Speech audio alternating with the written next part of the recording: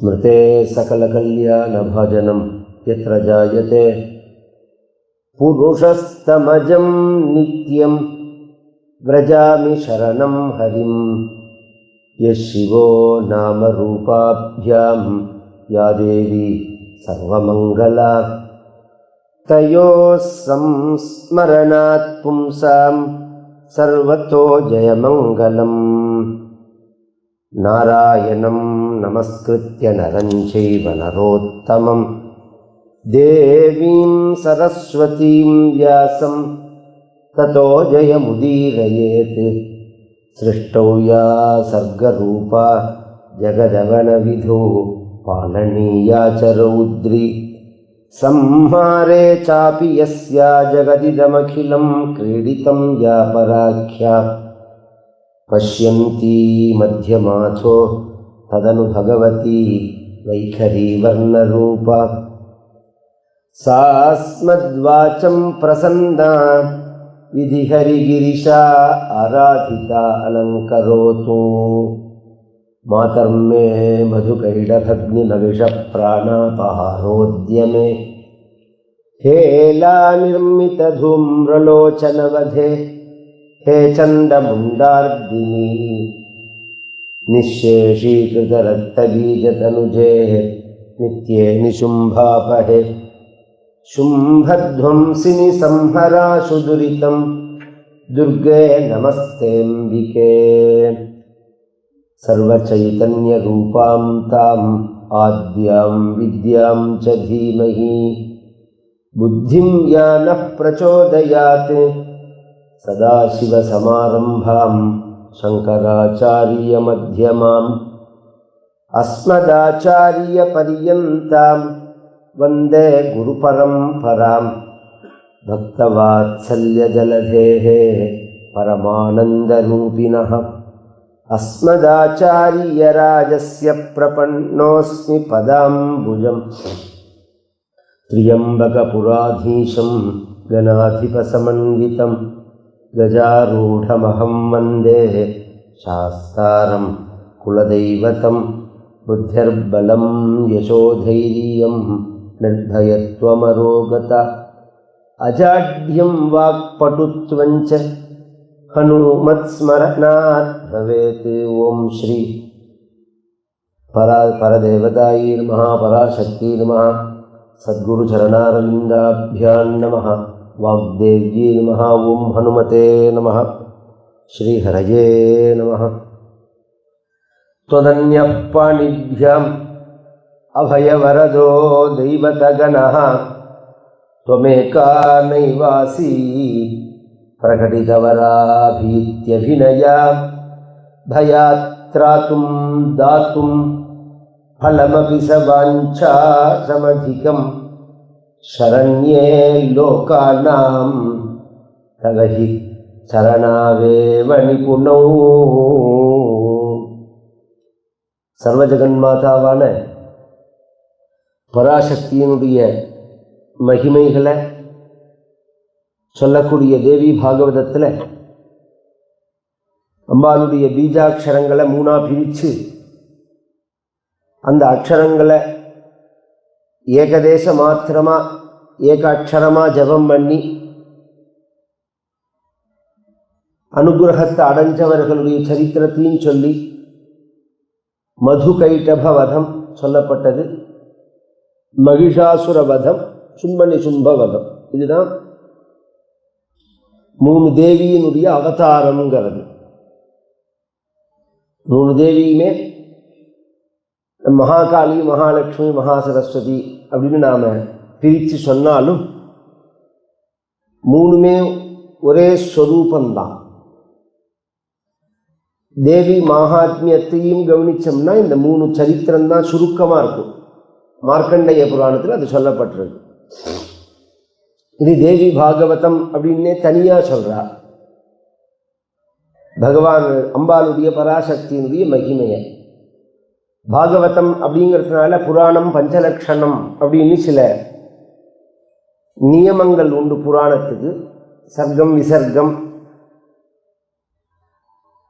வம்சம், மன்வந்தரம், பிரளயம், காயத்ரி மகிமை, விருத்ராசனுடைய சரித்திரம், அமிர்தமதனம், இந்த சரித்திரங்கள்லாம் சொல்லப்படணும்.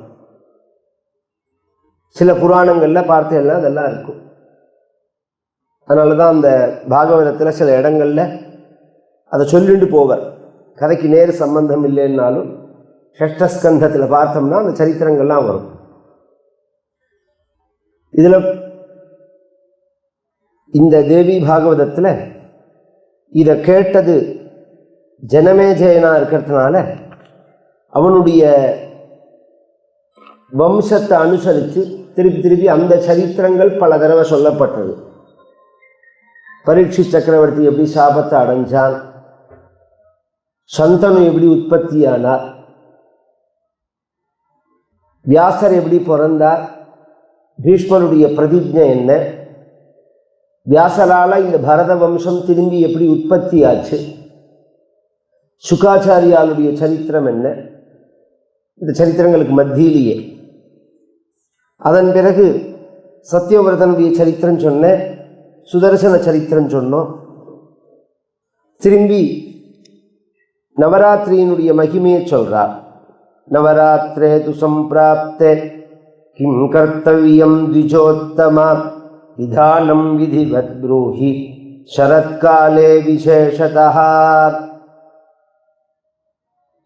நவராத்திரினா என்ன, நாம் என்ன செய்யணும் அந்த சமயத்தில்? ஏன்னா ஆசேத்து ஹிமாச்சலம் பாரத தேசம் முழுக்க, அதுவும் இந்துக்கள் எல்லாரும் கவனிச்சல நவராத்திரி கொண்டாடணும். நவராத்திரி கொண்டாடாத ஒரு ஹிந்துக்களே இருக்க முடியாது. அதுவும் இந்த நவராத்திரி ஃபெஸ்டிவல் அப்படிங்கிறது வெஸ்ட் பெங்கால் இந்த பக்கம் வந்துட்டு எல்லாம் ஒரே நவராத்திரி தான். நவராத்திரி தான் இவாளுக்கு தீபாவளியே. அதில் ஒரு ஆச்சரியம் என்னன்னா, இந்த வெஸ்ட் பெங்காலில் நீங்கள் கவனிச்சா தெரியும், அங்கே பார்த்தவாளுக்கு தெரியும், தெருவுக்கு தெரு பந்தல் போட்டிருப்பாங்க. தெருவுக்கு தெரு பந்தல் போட்டு அம்பாளை பிரதிஷ்டை பண்ணி 9 நாள். நம்ம மாத்திரம் எல்லாம் வீட்டுக்கு வீடு நம்ம கொலு வைக்கிறோமோனோ, அது மாதிரி தெருவுக்கு தெருவு பந்தல் போட்டு விசேஷமாக அம்பாளை பூஜை பண்ணுவாள். அதில் கொலுக்கள் படிக்கட்டு இந்த ஜீவராசியினுடைய உற்பத்தியை காமிக்கிறது. எல்லாரும் என்ன நினச்சிட்டு இருக்கா, நவராத்திரி எங்கள் ஆற்றுல கொலுவை பாருங்கோ, நாங்கள் கிரிக்கெட்டு கொலு வச்சுருக்கோம்,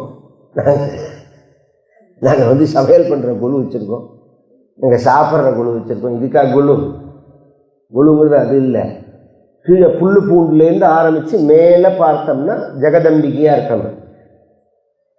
புல்லாய் பூவாய் பூண்டாய் மரமாய் பல்மிருகமாகி பறவையாய் பாம்பாகி கல்லாய் மனிதராய் பேயாய் கணங்களாய் வல்லசுரராகி பூதராய் முனிவராய் செல்லா நின்ற இத்தாவர ஜங்கமத்துள் அப்படிங்கிறார் மணிவாச்சகர். சிருஷ்டியை பற்றி சொல்லும்போது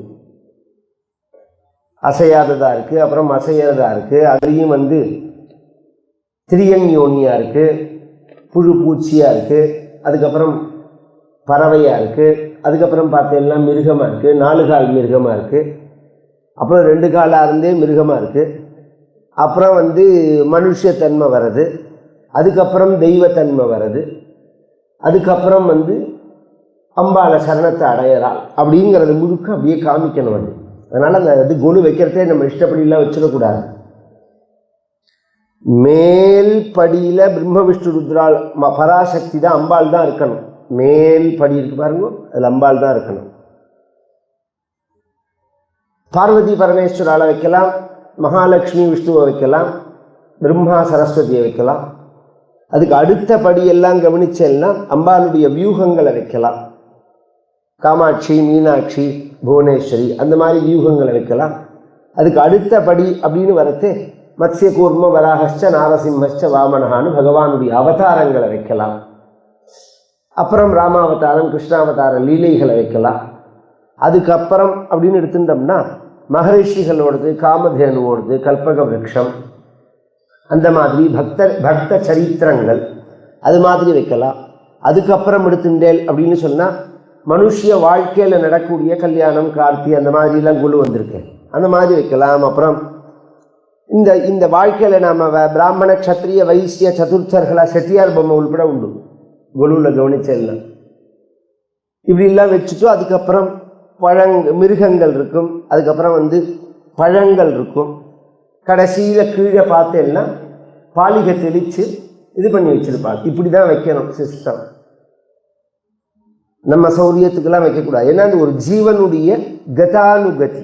இது எப்படி படிப்படியாக, அதனால தான் படியில் 7 படி 9 படி 3 ஒத்தப்படையில் இருக்கணும். அது 3 படி அல்லது 5 படி, அப்புறம் 7 படி, அப்புறம் 9 படி, இப்படி தான் இருக்கணும். அது ரெட்டப்படியாக இருக்கக்கூடாது. பெரும்பாலும் 7 படி 9 படி தான் வைப்பா. ஏன்னா சப்த ஆவரணம் தான் ஒரு ஜீவனுடைய இதில் மேலே. 9 படி அப்படிங்கிறது அம்பாளுடைய ஒரு மகிமையை குறிக்கிறதா இருக்கிறதுனால இது எப்போ கொண்டாடணும் அப்படின்னா, துவாவேவ சுபகா கோராத் கோரௌ ருது ரோககரீர்ணாம் வசந்த சாரதா வேவ ஜனநாசக பூமுக்தா உபௌ தஸ்மாத் தத்ர பிரகர்த்தவ்யம் சந்திகா பூஜனம் புதைஹி சைத்ரேஷ்வினே சுபே மாசே பக்திபூர்வம் நராதிபஹ அமாவாஸ்யாஞ்ச சம்பிராப்ய சம்பாராம் கலயேச்சுபம் ஹவிஷ்யம் சாசனம் காரியம் ஏகபுக்தம் து தத்தினே. 2 ரித்துன்னா 2 மாசங்களா பிரிச்சிருக்கு சாஸ்திரங்கள். இந்த காலங்களை பிரிச்ச அந்த கால்குலேஷன் பாரதத்துக்கு ஈக்குவலா ஒத்தரமே கிடையாது. ஏன் அப்படின்னா கரெக்டா துல்லியமா அந்த பூமி சுத்துற அளவு, தன்னை சுத்திக்கிற அளவு, சூரியனை சுத்துற அளவு, சுத்தி வர அளவு, இதை கரெக்டா துல்லியமா கலெக்ட் பண்ணி தான் அதை திதி, வாரம், பக்ஷம், மாசம், ரித்து, அயனம் அப்படின்னு பிரிச்சிருக்கா. இந்த நட்சத்திரம் இருக்கு பாருங்க, இதுக்கும் அதுக்கு வித்தியாசம் உண்டு. நட்சத்திரம் சந்திரன் பூமியினுடைய உபகோள் அப்படின்னு இவா சொல்றா. பொதுவாக நம்ம சந்திரனுக்கு இன்னைக்கு இந்த நட்சத்திரம், இன்னைக்கு மகா நட்சத்திரம். மகா நட்சத்திரம் அப்படின்னு நம்ம எப்படி சொல்றோம் அப்படின்னா, அன்னைக்கு சாயங்காலம் இருக்கு பாருங்க, அதுலேருந்து இன்னைக்கு கார்த்தாலேருந்து ஆரம்பிச்சு அப்படியே நகர்ந்துட்டே வந்தால் அந்த மகா நட்சத்திரம் பக்கத்தில் இருக்கும். அந்த சந்திரன் நட்சத்திர மண்டலங்களில் எந்த மண்டலத்துக்கு பக்கத்தில் சந்திரன் இருக்கோ அன்னைக்கு அந்த நட்சத்திரம். இதான் கணக்கு. திதி அப்படிங்கிறது அமாவாசை. இது சூரியனுக்கும் சந்திரனுக்கும் உள்ள இடைவெளி. சூரியனுக்கும் சந்திரனுக்கும் உள்ள இடைவெளி இப்படி சுற்றி திருப்பி சந்திரன் அடையறதுக்கு, சூரியன் அடையறதுக்கு சந்திரனுக்கு 1 மாசம் ஆறுது. சந்திரனுடைய கதியில கவனிச்சோம்னா இந்த நட்சத்திரங்களை கடக்கிறதுக்கு அவனுக்கு 27.25 நாள் தான் ஆறுது மொத்தம். சூரியன் கிட்ட வந்துட்டு போறதே அவனுக்கு 1 மாசம் ஆறுது அப்படியும் எடுத்துக்கலாம். அல்லது சூரியன் இந்த இந்த பூமி இருக்கு பாருங்க, இந்த பூமி சூரியனை சுற்றி வரத்தே 360 டிகிரியா வச்சிருக்காளோ, அதை 30 பிரிச்சுட்டாவா. மேஷம், ரிஷபம், மிதுனம், கடகம், சிம்மம், கன்னி, துலாம், விருச்சிகம், தனுசு, மகரம், கும்பம், மீனம் அப்படின்னு அந்த அந்த மாதங்களை தான் நாம் மேஷம்னா சித்திரை மாதம், இதுதான் ஆரம்பம். ஏன் அப்படின்னு சொன்னால் வசந்தம் தான் ஆரம்பம். எல்லாம் உதிர்ந்து திருப்பி துளுக்கும். அதுதானே வாழ்க்கை ஆரம்பம்ங்கிறது.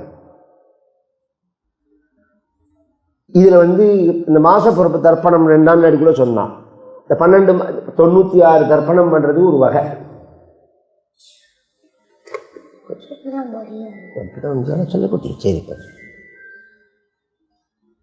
பொதுவா அமாவாசை பிரதானமானது. ஏன் அப்படின்னு சொன்னா மாசி பித்ருப்ய கிரியதே அப்படின்னு சாஸ்திரம்.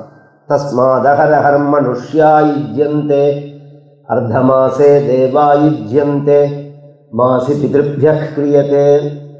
அகரகர் மனுஷ்யா யுஜ்யந்தே, அன்னைக்கு மனிதனுக்கு பசி ஏற்படும். அதனால அன்னைக்கு பொழுது விடிஞ்சா தினம் தினம் மனிதன் சாப்பிட்றான். அர்த்தமாசே தேவா யுஜ்யந்தே, 15 நாளைக்கு ஒரு தடவை தேவதைகளுக்கு பசி அப்படிங்கிறது ஏற்படும். அந்த தேவதைகளுக்கு பசி ஏற்படுறனால தான் கேலண்டர்லேயோ பஞ்சாங்கத்திலேயோ பார்த்தோம்னா இஷ்டின்னு போட்டிருப்பா. அமாவாசை பௌர்ணமாசைக்கு மறுநாள் பிரதம அன்னைக்கு பார்த்தேன்னா இஷ்டி, இன்னி வரையும் அதை போட்டுன்னு இருக்கா. இஷ்டின்னு அவன் கேலண்டர்காரனுக்கு என்னன்னு தெரியாது, பஞ்சாங்கம் குறிக்கிறவாளுக்கு என்னன்னு தெரியாது. இஷ்டின்னா என்னன்னு சேஷ்டி மாதிரி அது ஏதோ ஒன்று நினைச்சுட்டு இருக்காவா. தேவதைகளுக்கு பசிக்கிற நாள் அப்படின்னு அர்த்தம். வெறும் உபாசனம் பண்றவனா இருந்தா ஸ்தாலிபாகம் பண்ணணும். அக்னிஹோத்திரம் பண்றவனா இருந்தா தரிச பூர்ணமாச இஷ்டி பண்ணணும். தரிசம் அப்படின்னா அமாவாசை, பௌர்ணமாசைன்னா பௌர்ணமாசைக்கு அடுத்த நாள் வர. மாசி பிதிருப்ய கிரியத்தே அப்படிங்கிறது மாசத்துக்கு ஒரு தடவை பிதர்களுக்கு பசிக்கும். பிதர்களுக்கு பசி வர நாள் தான் அமாவாசைங்கிறது. இந்த மாசப்பிறப்பு அப்படிங்கிறது இந்த சூரியனின் வழியாக தான் நாம் பிதர்களுக்கு ஆகாரம் கொடுக்குறோம். அதனால சூரியனுக்கு முக்கியத்துவம் கொடுத்து பண்ணுறோம். இதில் 12 மாதமும் தர்ப்பணம் பண்ணுறவா உண்டு. சில குடும்ப சம்பிரதாயத்தில் பார்த்தேன்னா, இன்னும் சில இதில் பார்த்தேன் அப்படின்னு சொன்னேன்னா அந்த 4 மாதம் பண்ணுவா. விஷு அப்படின்னு பேர், அதுக்கு புண்ணியகாலம்னு பேர். 4 விஷு, ஒரு விஷு இல்லை. சித்திரை, ஆடி, ஐப்பசி, தை, இந்த 4க்கும் விஷுன்னு பேர். இதில் என்ன விசேஷம் அப்படின்னா, சித்திரையும் ஐப்பசியும் எடுத்து பார்த்தேன்னா கரெக்டாக நேர்கோட்டில் இருக்கிற சூரியன் கரெக்டாக 6 மணிக்கு உதயமாகி 6 மணிக்கு அஸ்தமனமாகும். நம்ம பாரத தேசத்தில் சொல்கிறாங்க. அதனால தான் பாரத தேசம் சக்திங்கிறது. மற்ற நாட்டில் பகல் எது ராத்திரி எதுன்னு தெரியாது. சௌச்சம் பண்ணால் அலம்ப விட முடியாது. யூரின் டாய்லெட் போய்ட்டு வந்தால் தண்ணியை தொட முடியாது. நான் தான் ஒருத்தர் அமெரிக்காவிலேருந்து பண்ணேன். ஃப்ரீஸாக போய் அந்த ஏரி மேலே லேக் மேலே ரோடு போட்டு கார் போகும்னா தீர்த்தத்துக்கு என்ன பண்ணுவேன்னு கேட்டேன் நான். ட்ரில் போட்டு கீழேந்து எடுப்பா, அது ஆற்றுக்கு வரத்துக்குள்ளே ஃப்ரீஸ் ஆகிடாதான். அது ஏதோ டெக்னிக்கலாக பண்ணிட்டு இருக்கா. அது ஒரு விதமான வாழ்க்கைன்னு வச்சுக்கோங்களேன். கரெக்டான அந்த காலம் பருவநிலை இருக்குது பாருங்கள், அதுதான் ரிசர்ச்சில் ப்ரூவ் பண்ணியிருக்காங்க. மற்ற தேசங்களில் 20 வருஷத்தில் ஒரு மரம் வளரும்னு வச்சுக்கோங்களேன், ஒரு உயரத்துக்கு. பாரத தேசத்தில் அது 8 வருஷத்தில் வளரும், அந்த உயரத்தையே ரீச் அடையிறது. ஏன்னா இந்த பருவ காலநிலை அது மாதிரி. ஆனால் அதை நம்ம நாசம் பண்ணிட்டோம். பிரிட்டிஷ்காரனோட அந்த இதை சொல்லி பசுமை புரட்சி, மண்ணாங்கட்டி, தெருப்பு இதில் இந்த யூரியா, டிஏபி, பூச்சி மருந்து இதை போட்டு இந்த பூமியையே நாசம் பண்ணிட்டோம். அதை என்னைக்கு நிறுத்துறமோ அன்னைக்கு தான் அந்த தேசம் சுபிக்ஷமாகும். இயற்கையான ஒரு முறையில் விவசாயம் பண்ணி ஜனங்கள் ஆரோக்கியத்தை, அப்போ தான் இத்தனை சுகருக்கு காரணமே யூரியா தான். ஏன் ஒரு 100 வருஷம் முன்னாடி எங்கேயாவது சுகர் இருந்தா இருக்காது? ஏன் எப்படின்னா அப்போ சுகர் தெரியாது, அதெல்லாம் கிடையாது. ஆரோக்கியமாக இருந்தா அவள் நடந்தாங்கிறது மட்டும் இல்லை, அந்த சாப்பிட்ற அந்த அரிசி இருக்கு பாருங்க, 2 விஷயம் அதில். ஒன்று லாங்காக இருக்கும், அது 6 மாத பயிராக இருக்கும். அது 2வது ஃபைபர் கண்டென்ட் கூட இருக்கும். அதில் அரைச்சி நம்ம பண்ணுறதை கழநீர் களைஞ்சிட்டு கஞ்சியையும் வடிகட்டிடுவா. எத்தனை டெக்னிக்கல் பாருங்கள். அந்த கஞ்சியை வடிகட்டி குழந்தைகளுக்கு போட்டுடுவா. வளர்கிற குழந்தைகளுக்கு ஜம்முன்னு குண்டாக இருக்கும் குழந்தைகள் பார்த்தேன்னா. அதுக்கு அது குளுக்கோஸ். அது சாப்பிட்ற வாளுக்கு சாப்பிட்டா ராத்திரி வரைக்கும் பசிக்காது. இப்போ நீங்கள் என்னத்தை சாப்பிட்டாலும் 1.5 மணி நேரத்தில் பசிக்கிறது. மாத்திரை போட்டுருந்தாலும் பசிக்கிறது, மாத்திரை போட்டுருந்தாலும் எங்கே போகிறதுன்னே தெரியல. தின்னாலும் சுகர் ஏறி போயிடுறது. இதெல்லாம் அது இங்கே ஆரம்பிக்க வேண்டியது நம்மக்கிட்ட இல்லை, விவசாயத்தில். இதை சரி பண்ணுறதுக்கு ஆரம்பிக்க வேண்டியது விவசாயத்தில். இந்த கவர்மெண்ட் அதை பண்ணுறதுக்காக சொல்லுவாங்க. கொஞ்சம் கொஞ்சமாக அவள் என்ன பண்ணுறாங்க தெரியாது. முதல்ல இந்த யூரியா சமயத்தில் அதுதான் ப்ராப்ளம்னு அதில் முழுக்க வேப்பெண்ணெயை கலக்க சொல்லிட்டான். 5 வருஷமாக நடந்துட்டு இருக்காது. அது ஃப்ராடு நடக்கிறது. ஃபெர்டிலைசர் கம்பெனிகள் திருடுறாங்கிறதுனால மட்டும் இல்லை.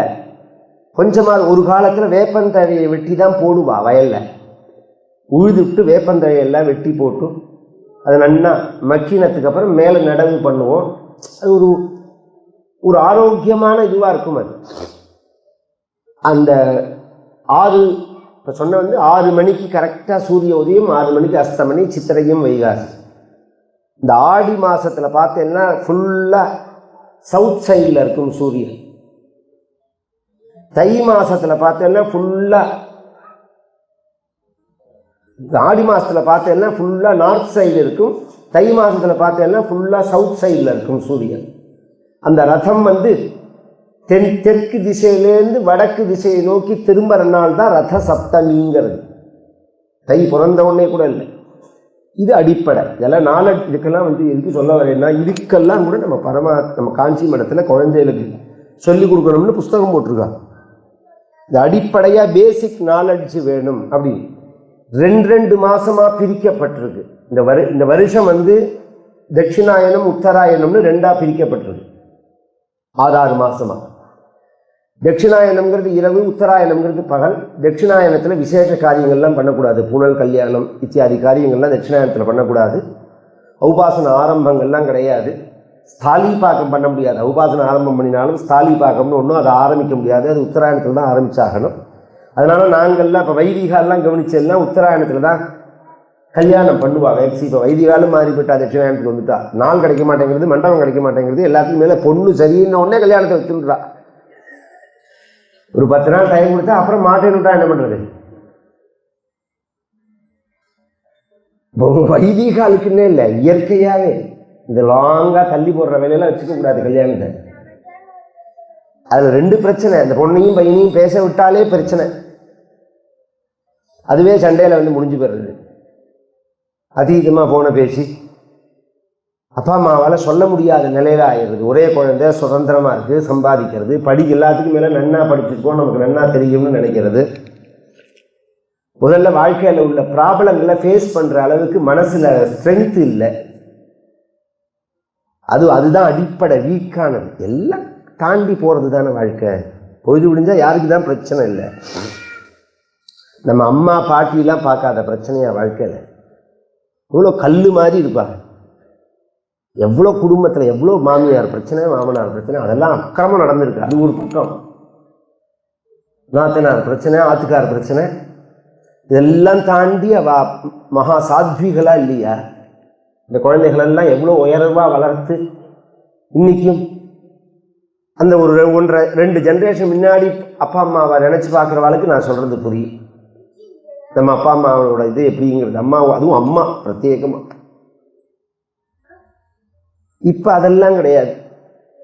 அந்த குழந்தைகளுக்கு அதை எதிர்க்கிற ஸ்திரீகளுக்கு அதுவும் ரொம்ப சுதந்திரம் வேறு. அதீத சுதந்திரமே என்றைக்குமே தனி மனித சுதந்திரங்கிற பட்சத்தில் அதுவே ஆபத்து. என்ன பொறுத்த இருந்தோம் சுதந்திரத்துக்கு ஒரு எல்லை உண்டு. சுதந்திரம், அதீத சுதந்திரத்துக்கு மனசுக்கு எல்லை, கட்டுப்பாடு எங்கேருந்து வரும்னு சொல்லி போகிறோம். இதுக்குள்ளே இருக்கணும்னு சொன்னால் தான் நதி போய் சமுத்திரத்தை அடையும். நீங்கள் இது கரையின்னு ஒன்று இல்லைன்னு சொன்னால் நதியால் சமுத்திரத்தை அடைய முடியாது. அது மாதிரி மனசுக்கு எல்லையே கிடையாது. எல்லாத்தையும் தான் விரும்பும். அது இந்த ஆடி தை சொன்னேனே, இதுக்கும் விஷுன்னு பேர். இதில் பிரதானமாக சித்திர மாதமும் ஐப்பசி மாதமும், இந்த 2 மாதமும் 4 நவராத்திரி வருது. சித்திர மாதம் ஒன்றும், ஆடி மாதம் இது ஒன்றும், ஐப்பசி மாதம் ஒன்றும், மாசி மாதம் ஒன்றுன்னு வரும். இதில் பிரதானமாக வந்து சித்திர மாதம் உள்ளது வசந்த நவராத்திரின்னு பேர். அதில் அம்பாலை தான் பூஜை பண்ணுவா.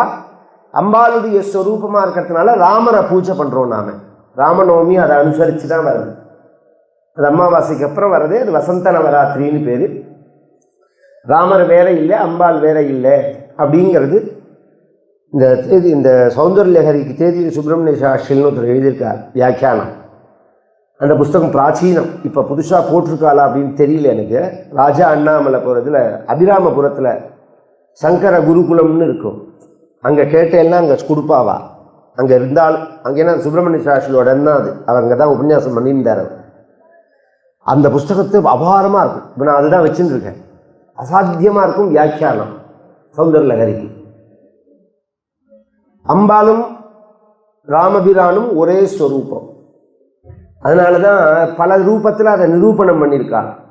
காது பரியந்தம் கர்ணாந்த தீர்க்க நயனன் அப்படின்னு ஒரு வர்ணனை. இந்த கண் இருக்கு பார்த்தீங்களா, இது இது பரிந்தம் இருக்கும், இந்த இடம் பரிந்தம் இருக்கும். இது 2 பேருக்கு தான் தெய்வங்கள்ல. ஒன்று அம்பாள், இன்னொன்று ராமர். வேற யாருக்கும் கிடையாது. மகாவிஷ்ணுக்கோ ருத்ரனுக்கோ பிரம்மாவுக்கோ முருகருக்கோ யாருக்குமே கிடையாது. இந்த காது பரியந்தம் நீண்ட கண்கள் அப்படிங்கிறது ராமபிரானுக்கு உண்டு, அம்பாளுக்கு உண்டு. ஸ்திரீயான அம்பாளுக்கு அந்த ராஜராஜேஸ்வரிக்கு உண்டு. அப்படிங்கிறதுனால தான் சம்பிரதாயத்திலேயே அந்த கண்ணை இப்படி இப்படி இழுக்கிற மாதிரி மையில பண்ணி பாருங்க. இது ஒரு சம்பிரதாயம். அந்த வசந்த நவராத்திரி அம்பாளையும் பூஜை பண்ணுவா, ராமரையும் பூஜை பண்ணுவா. இந்த நவராத்திரி இருக்கு பாருங்க, ஐப்பசி மாதம் வர சரண நவராத்திரி இருக்கு பாருங்க, அது பிரத்யேகமா அம்பாளுக்கு தான் பிரத்யேகமா உள்ளது. அதை சொல்றார். இந்த ஏன் அப்படின்னா துவாவேவ சுமஹா கோரோ ருத்து ரோககரீன்றாம். இந்த வசந்தம்ங்கிற அந்த சித்திரை மாசத்திலையும் ஐப்பசி மாசத்திலையும் வியாதி ஜாஸ்தியா இருக்கும். வியாதிக்கு மூல காரணம் அந்த கிளைமேட்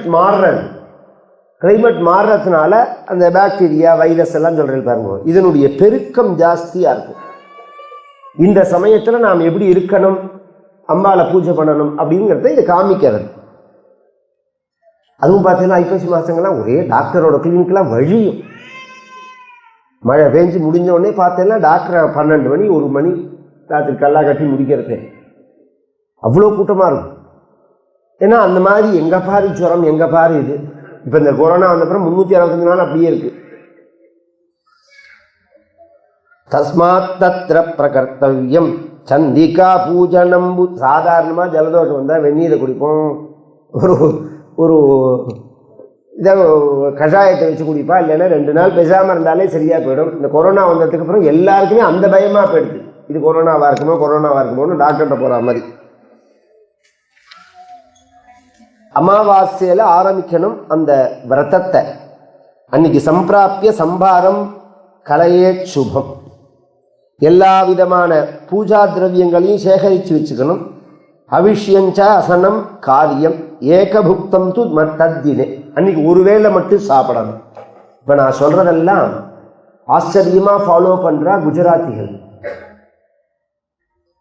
நவராத்திரியை பெரும்பாலா பாரத தேசம் முழுக்க அனுஷ்டானம் பண்ணினாலும் பிரத்யேகமாக குஜராத்திகள் அந்த உபவாசத்தை அனுஷ்டானம் பண்ணுவார்.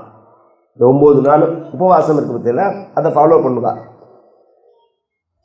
அமெரிக்காவுக்கு போய் நான் வெந்நீர் தான் சாப்பிடுவேன்னு சொன்னாரே பிரதமர் நவராத்திரி சமயம். அவர் வேணும்னு தான் நவராத்திரி சமயத்தில் வச்சிருந்தது, சாப்பிடக்கூடாதுன்னா.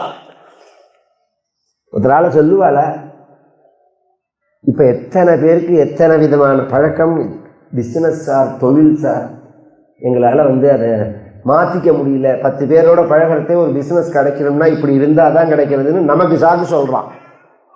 ஒரு பிரதமராக இருந்து ஆச்சரியமா இல்லையா அவர், ஒரு கம்பீரமா, அதெல்லாம் ஒரு பெரிய விஷயம். இது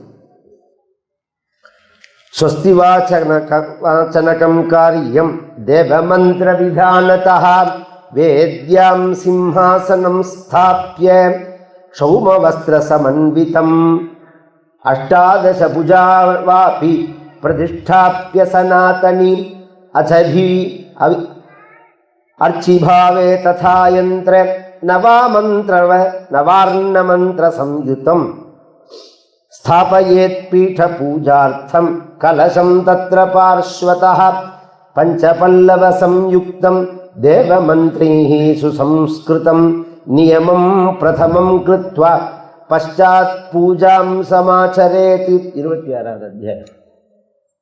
நவராத்திரி மகிமை பிரதானமாக அந்த பூஜை பண்ணுற இடத்துல தேவி விக்கிரகம் அப்படிங்கிறத காட்டிலும் ஷட்கோணம்ங்கிறது பிரதானம். அதில் இந்த ஷட்கோணத்துக்கு மத்தியில் இப்போ நான் சொன்னேன் பாருங்க, நவாவரண மந்திரம் அப்படிங்கிறது தான் பிரதானம் அங்கே. அதுவும் 3 அக்ஷரம், ஐம் ஹ்ரீம் க்ளீங்கிற அந்த பிரதான அக்ஷரங்களை எழுதி வாத்தியாரை விட்டு அந்த யதோக்தமாக பண்ணணும். அதுக்கு பக்கத்தில் கலசங்களை வச்சு அதுலேயும் ஆவாகனம் பண்ணி பகல் முழுக்க உபவாசம் இருக்கணும். உபவாசே நக்தேன சைக பக்தேன வா புனஹா. பகல் உபவாசம் இருக்கணும், ராத்திரி பூஜை முடிஞ்சு ஒரு வேளை சாப்பிடலாம். இது ஒரு நியமம் உண்டு. உபவாசமே 2 வகை உண்டு. பகலில் உபவாசம் இருக்கிறது, ராத்திரியில் சாப்பிட்றதுன்னு ஒன்று. ராத்திரியில் பகலில் ஒரு வேளை சாப்பிட்டு ராத்திரி உபவாசம் இருக்கிறதுன்னு ஒரு வகை. இந்த ரெண்டுமே உண்டு. ராத்திரி பலகாரம்பா, இல்லைன்னா ராத்திரி சாப்பிட மாட்டேன்பா. அமாவாசையே பகலில் ஒரு வேளை சாப்பிட்டு ராத்திரி சாப்பிடக்கூடாது. இந்த சாந்திரமானம் அப்படிங்கிற அந்த சந்திரனை உத்தேசித்து வர விரதங்கள்லாம் எப்படி இருக்கும்னா, இப்போ பிரதோஷம் இருக்கு பத்தியில, சந்திரனுக்கு முக்கியத்துவம் பரமேஸ்வரனுடைய சந்திரகலாதரனாக இருக்கிறதுனால அன்னைக்கு பகல் முழுக்க உபவாசம் இருந்து ராத்திரி பூஜை பண்ணிட்டு தான் சாப்பிடணும் பிரதோஷத்தன்னைக்கு. அதுலேயும் ஒரு விசேஷம் வேற உண்டு. பிரதோஷ விரத பூஜையில் அன்னைக்கு ராத்திரி சாப்பிடும்போது அந்த சாப்பாட்டில் கத்திரிக்காய் அவசியம் இருக்கணும். கத்திரிக்காய் கொஸ்து அது மாதிரி அது இன்றைக்கும் பார்த்தீங்கன்னா சிதம்பரத்தில் சுவாமிக்கு நித்தியம் கத்திரிக்காய் கொஸ்து பண்ணுவா. அது அந்த முள்ளோட உள்ள கத்திரிக்காயை தொடக்கூடாது, கண்ணங்கத்திரின்னு சொல்லுவா. அந்த கத்திரிக்காய் சாப்பிடக்கூடாது. இது மாதிரி சில நியமங்கள்லாம் உண்டு. நித்தியம் பூமௌ சயனம் குமாரீனாஞ்ச பூஜனம் ஏகைகாம் பூஜையே நித்தியம் ஏகவிருத்தியா ததா புனः. நித்தியம் சயனம் தரையில தான் படுத்துக்கணும், பெட்ல எல்லாம் சுகமா எல்லாம் படுத்துக்க கூடாது. குமாரி பூஜனம், கன்னிகா பூஜனை அவசியம் பண்ணணும். இந்த ரெண்டு வகை உண்டு. இதில் கன்னிகா பூஜை 9 நாளைக்கும் ஒவ்வொரு கன்னிகையை வச்சு பூஜை பண்ணுறதும் ஒரு சிஸ்டம். ஒவ்வொரு நாள் அந்த எண்ணிக்கையை கூட்டிகிட்டே போகணும். முதல் நாள் ஒரு கன்னிகை, 2வது நாள் 2 கன்னிகை, 3வது நாள் 3, 4வது நாள் 4, அப்படி இருக்கணும். அது மாதிரி பூஜை பண்ணணும். விபவத்யானுசாரேன கர்த்தவியம் பூஜனம் கில அசக்தோ நியமம் குமாரி பூஜிதா குறியாது துக்க தாரித்ர நாசனம். அவளுடைய செல்வத்துக்கு ஐஸ்வர்யத்துக்கு தக்கபடி தான் அது. ஒரு நவராத்திரியில் ஒரு நாளாவது பூஜை பண்ணணும். இந்த குமாரி பூஜை கன்னிகா பூஜைக்கு என்ன விசேஷம் அப்படின்னு சொன்னால், எப்பேற்பட்ட தரித்திரம் இருந்தாலும் அது சரியா பண்ணும். தாரித்ரிய நிலை இருக்கு பாருங்க. இந்த தாரித்திர நிலைங்கிறது ரொம்ப பேருக்கு என்னன்னு புரியாது. நான் சொல்றது செல்வம் இல்லாத நிலை அப்படின்பா. செல்வம் இல்லாத நிலை இல்லை, இல்லாத நிலை. இதுக்குதான் தாரித்திரம்னு பேர். இல்லாத நிலைக்கும் செல்வம் இல்லாத நிலைக்கும் வித்தியாசம் உண்டு. ஒரு காலத்தில் நேர பணமாக கையில் இருக்காது, பேங்குங்கெல்லாம் இந்த மாதிரிலாம் கிடையாது. 10,000 முழுக்க நெல் இருக்கும், பீப்பா முழுக்க அரிசி இருக்கும், பானை முழுக்க புளி இருக்கும், விறகு இருக்கும், மாடு கறக்கும், வீட்டில் யார் எப்போ வந்தாலும் சாப்பிடலாம்ங்கிற சமிருத்தி இருக்கும்.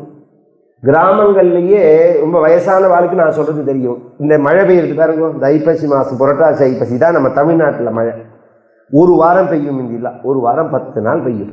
இந்த ஒரு வாரம் 10 நாள் என்ன வேலைன்னா சுட சுட சாப்பிட்டுட்டு இந்த மழையை பார்த்துட்டு இருக்கிறது. ஒவ்வொரு நாளும் குளிச்சுட்டு பூஜையை சந்தியானத்துக்கு பூஜையை பண்ணிட்டு சுட சுட சாப்பிட்டு போர்வையை போத்திட்டு ஓலைப்பாயை வச்சுட்டு திண்ணையில் உட்காந்து பார்த்துட்டு இருப்பா. கரண்ட் கிரண்ட் எல்லாமே கிடையாது, நிஷ்கவலையா இருப்பா. ஒரு வாரம் சமைக்கலாம். இன்னைக்கு 2 நாள் சேர்ந்தாப்புல ஸ்ட்ரைக்கு, கடை மூடிட்டான்னா பிண்டம் பெருங்காயம் தான். நிஷ்கவலையா ஒரு வாரம் உட்காந்து சாப்பிட்டது எங்க? இப்ப எப்படி இருக்கிற பரிஸ்திதி எங்க? அப்ப இல்லாமைங்கிறது பண விஷயம் இல்லை, சமிருத்திங்கிறது. அதனாலதான் சமகத்துல பணத்தையா கேட்கல, மற்ற விஷயங்களை பிரார்த்திக்கிறது. எல்லாம் சமிருத்தியா இருக்கணும் அப்படின்னு. அந்த தாரித்ரியமானது விலகும். குமாரி பூஜிதா குறியாது துக்க தாரித்ரிய நாசனம். அசக்தோ நியமம் பூஜாம் கர்த்தும் சேன்னவராத்திரகே அஷ்டம்யாஞ்ச விசேஷேன கர்த்தவ்யம் பூஜனம் ததா. நவராத்திரி முழுக்க பூஜை பண்றதுக்கு அசக்தனா இருக்கான் ஒருத்தன். அசக்தனா 2 வகையில, திரவியத்தினால பண ரீதியாகவும் அசக்தனா இருக்கலாம், சரீர ரீதியாகவும் அசக்தனா இருக்கலாம். அப்படி உள்ளவா அஷ்டமி அன்னைக்கு அவசியம் பண்ணணும். அஷ்டமியாவது அந்த பூஜைகளை பண்ணணும். பூஜாபிஷ்டைவ ஹோமைஷ்ட குமாரி பூஜனைஸ்ததா சம்பூர்ண தத்வ்ரதம் போக்தம் விப்ராணாம் செய்வ போஜனைஹி ஞானதம் மோக்ஷதம் செய்வ சுகசந்தானவர்தனம் சத்ருநாசகரம் காமம் நவராத்திரம் விரதம் ததா ராஷ்டிரபிருஷ்டேன ராமேன சீதா விரஹிதேன ச கிஷ்கிந்தாயாம் விரதம் செய்வ கிருதம் துக்காதுரேன வை ஆஜகாம ததாகாஷாத் நாரதோ பகவான் ரிஷிஹி ரணயன் மகதீம் வீணாம் ஸ்வரக்ராம விபூஷணாம். இந்த பூஜையை ஒருத்தன் செஞ்சான் அப்படின்னா ஞானத்தை அளிக்கும், சுகத்தை அளிக்கும், வம்ச விருத்தியை அளிக்கும், சத்ரு நாசம் ஏற்படும், எல்லா காமனையும் பூர்த்தி பண்ணும், பெரிய இக்கட்டான துக்கத்திலேருந்து வெளியில வரலாம். இதுக்கு உதாரணம் ராமச்சரித்திரமே அப்படின்னு தேவி பாகவதன் சொல்றது. கிஷ்கிந்தேல பகவான் இருக்கும்போது இந்த பூஜையை பண்ணினார் அப்படின்னு தேவி பாகவதன் சொல்றது. நியாயம்தான்.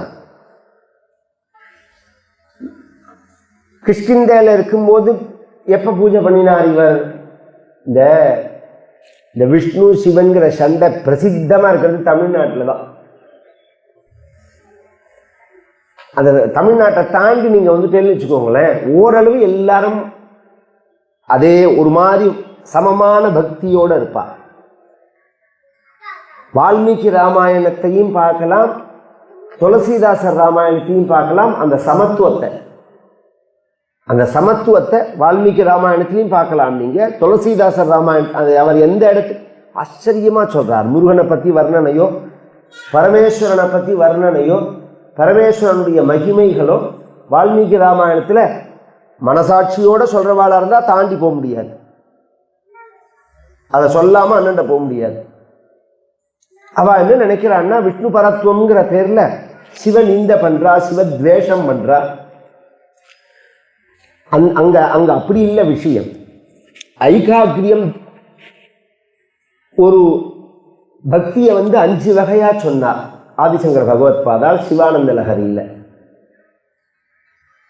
அங்கோலம் நிஜபீஜ சந்ததிஹி அயஸ்காந்தோபலம் சூச்சிகா சாத்வி நைஜ விகும் லதாட்சிருகம் சிந்து சரித்வல்லபம் பிராப்னோதிக யதா ததா பசுபதே பாதாரவிந்தத்வயம் சேதோ விருத்தி ரூபேத்திய திஷ்டதி சதா சா பக்திரித்யுச்சதே அப்படின்னு.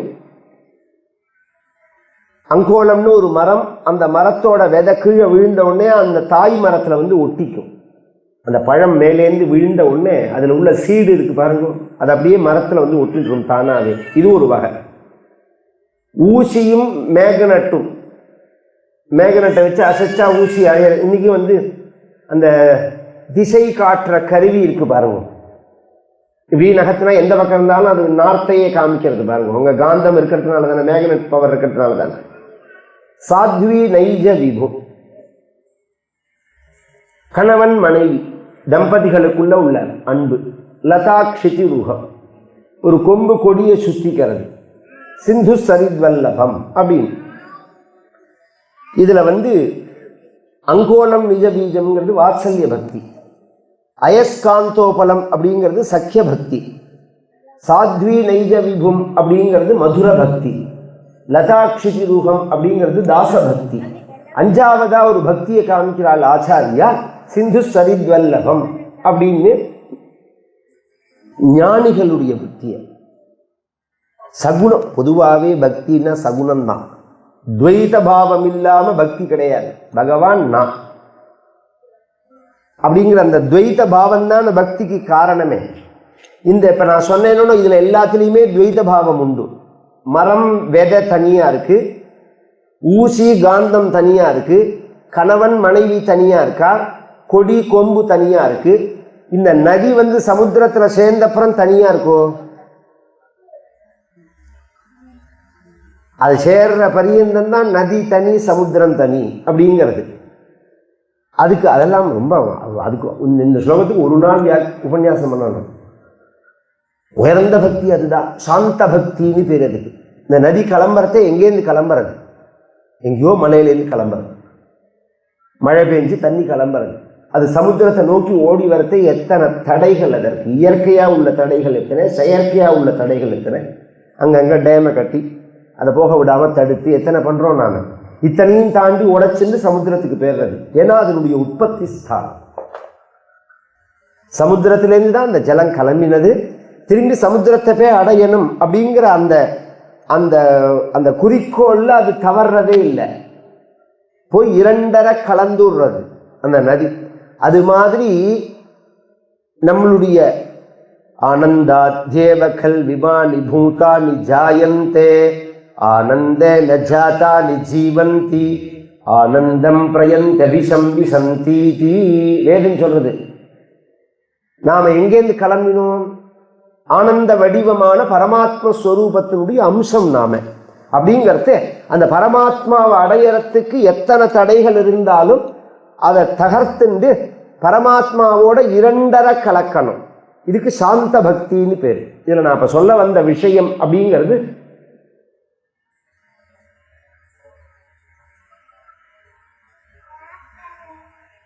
மதுர பக்தி, கணவன் மனைவி. இந்த கணவன் மனைவி பக்தியில் ஒரு விசேஷம் என்னன்னா, இந்த கணவனை தாண்டி கண்ணோ மனசோ நூத்தட்ட போகாது. கண்டால் இகழ்வனவே காதலன்தான் செய்திடினும் கொண்டானை எல்லால் அறியா குல மகள் போல் விண்டோய் மதில் புடைசூழ் வித்துவ கோட்டம்மானி கொண்டாளாய் ஆகிலும் முன் குறைகழலே கூறுவனே. குலசேகராழ்வாருடைய பாசுரம் வித்துவக்கோடு அப்படிங்கிற இடத்துல. கண்டார் இகழ்வனவே காதலன்தான் செய்திடனும். 10 பேருக்கு எதிர்த்தாப்புல வெசா ஆத்துக்கார் கோச்சுக்கிறார். அதெல்லாம் ஒரு காலத்தில் சொல்றேன், வாயை திறக்க முடியாது. காதலன்தான் செய்திடனும் கொண்டானை எல்லால் அறியா குலமகள் போல். அந்த ஆத்துக்காரை தவிர இன்னொருத்தர மனசு நினைச்சிடுமா? என்ன அவன் அசடா இருக்கட்டும், என்ன துஷ்டனா இருக்கட்டும், என்ன பாதியா இருக்கட்டும், அவன் என்னதான் பாடாப்படுத்தட்டும், இன்னொரு ஆம்பளைய மனசு நினைக்குமா? இன்னி பிறந்த பாரதிய ஸ்திரீக்களுக்குள்ள விசேஷமே அதுதானே. ஒரு ஏழையை கல்யாணம் பண்ணிட்ட பொண்ணு ஒரு பணக்காரனை பார்த்து பல்லிழிச்சாலுங்கிறது இந்த தேசத்துல கிடையாது. யாரை கல்யாணம் பண்ணிக்கிறோமோ அவனை தெய்வமா, அவனை தன்னுடைய பிராணனா நினைச்சு அவனோட குடும்பம் நடத்தி அவரோடு இருக்கிறவனா இருந்தாலும் சரி, அதுதான் வாழ்க்கைன்னு அவன் நினைக்கிறான். இன்னி பெரிய ஒத்தர் 2 பேர் பண்ற தப்ப பெருசுப்படுத்தக்கூடாது. நாம பெரும்பாலான ஸ்திரீக்களுடைய சுபாவத்தை தான் இங்க நாம் எடுத்துக்கணும்.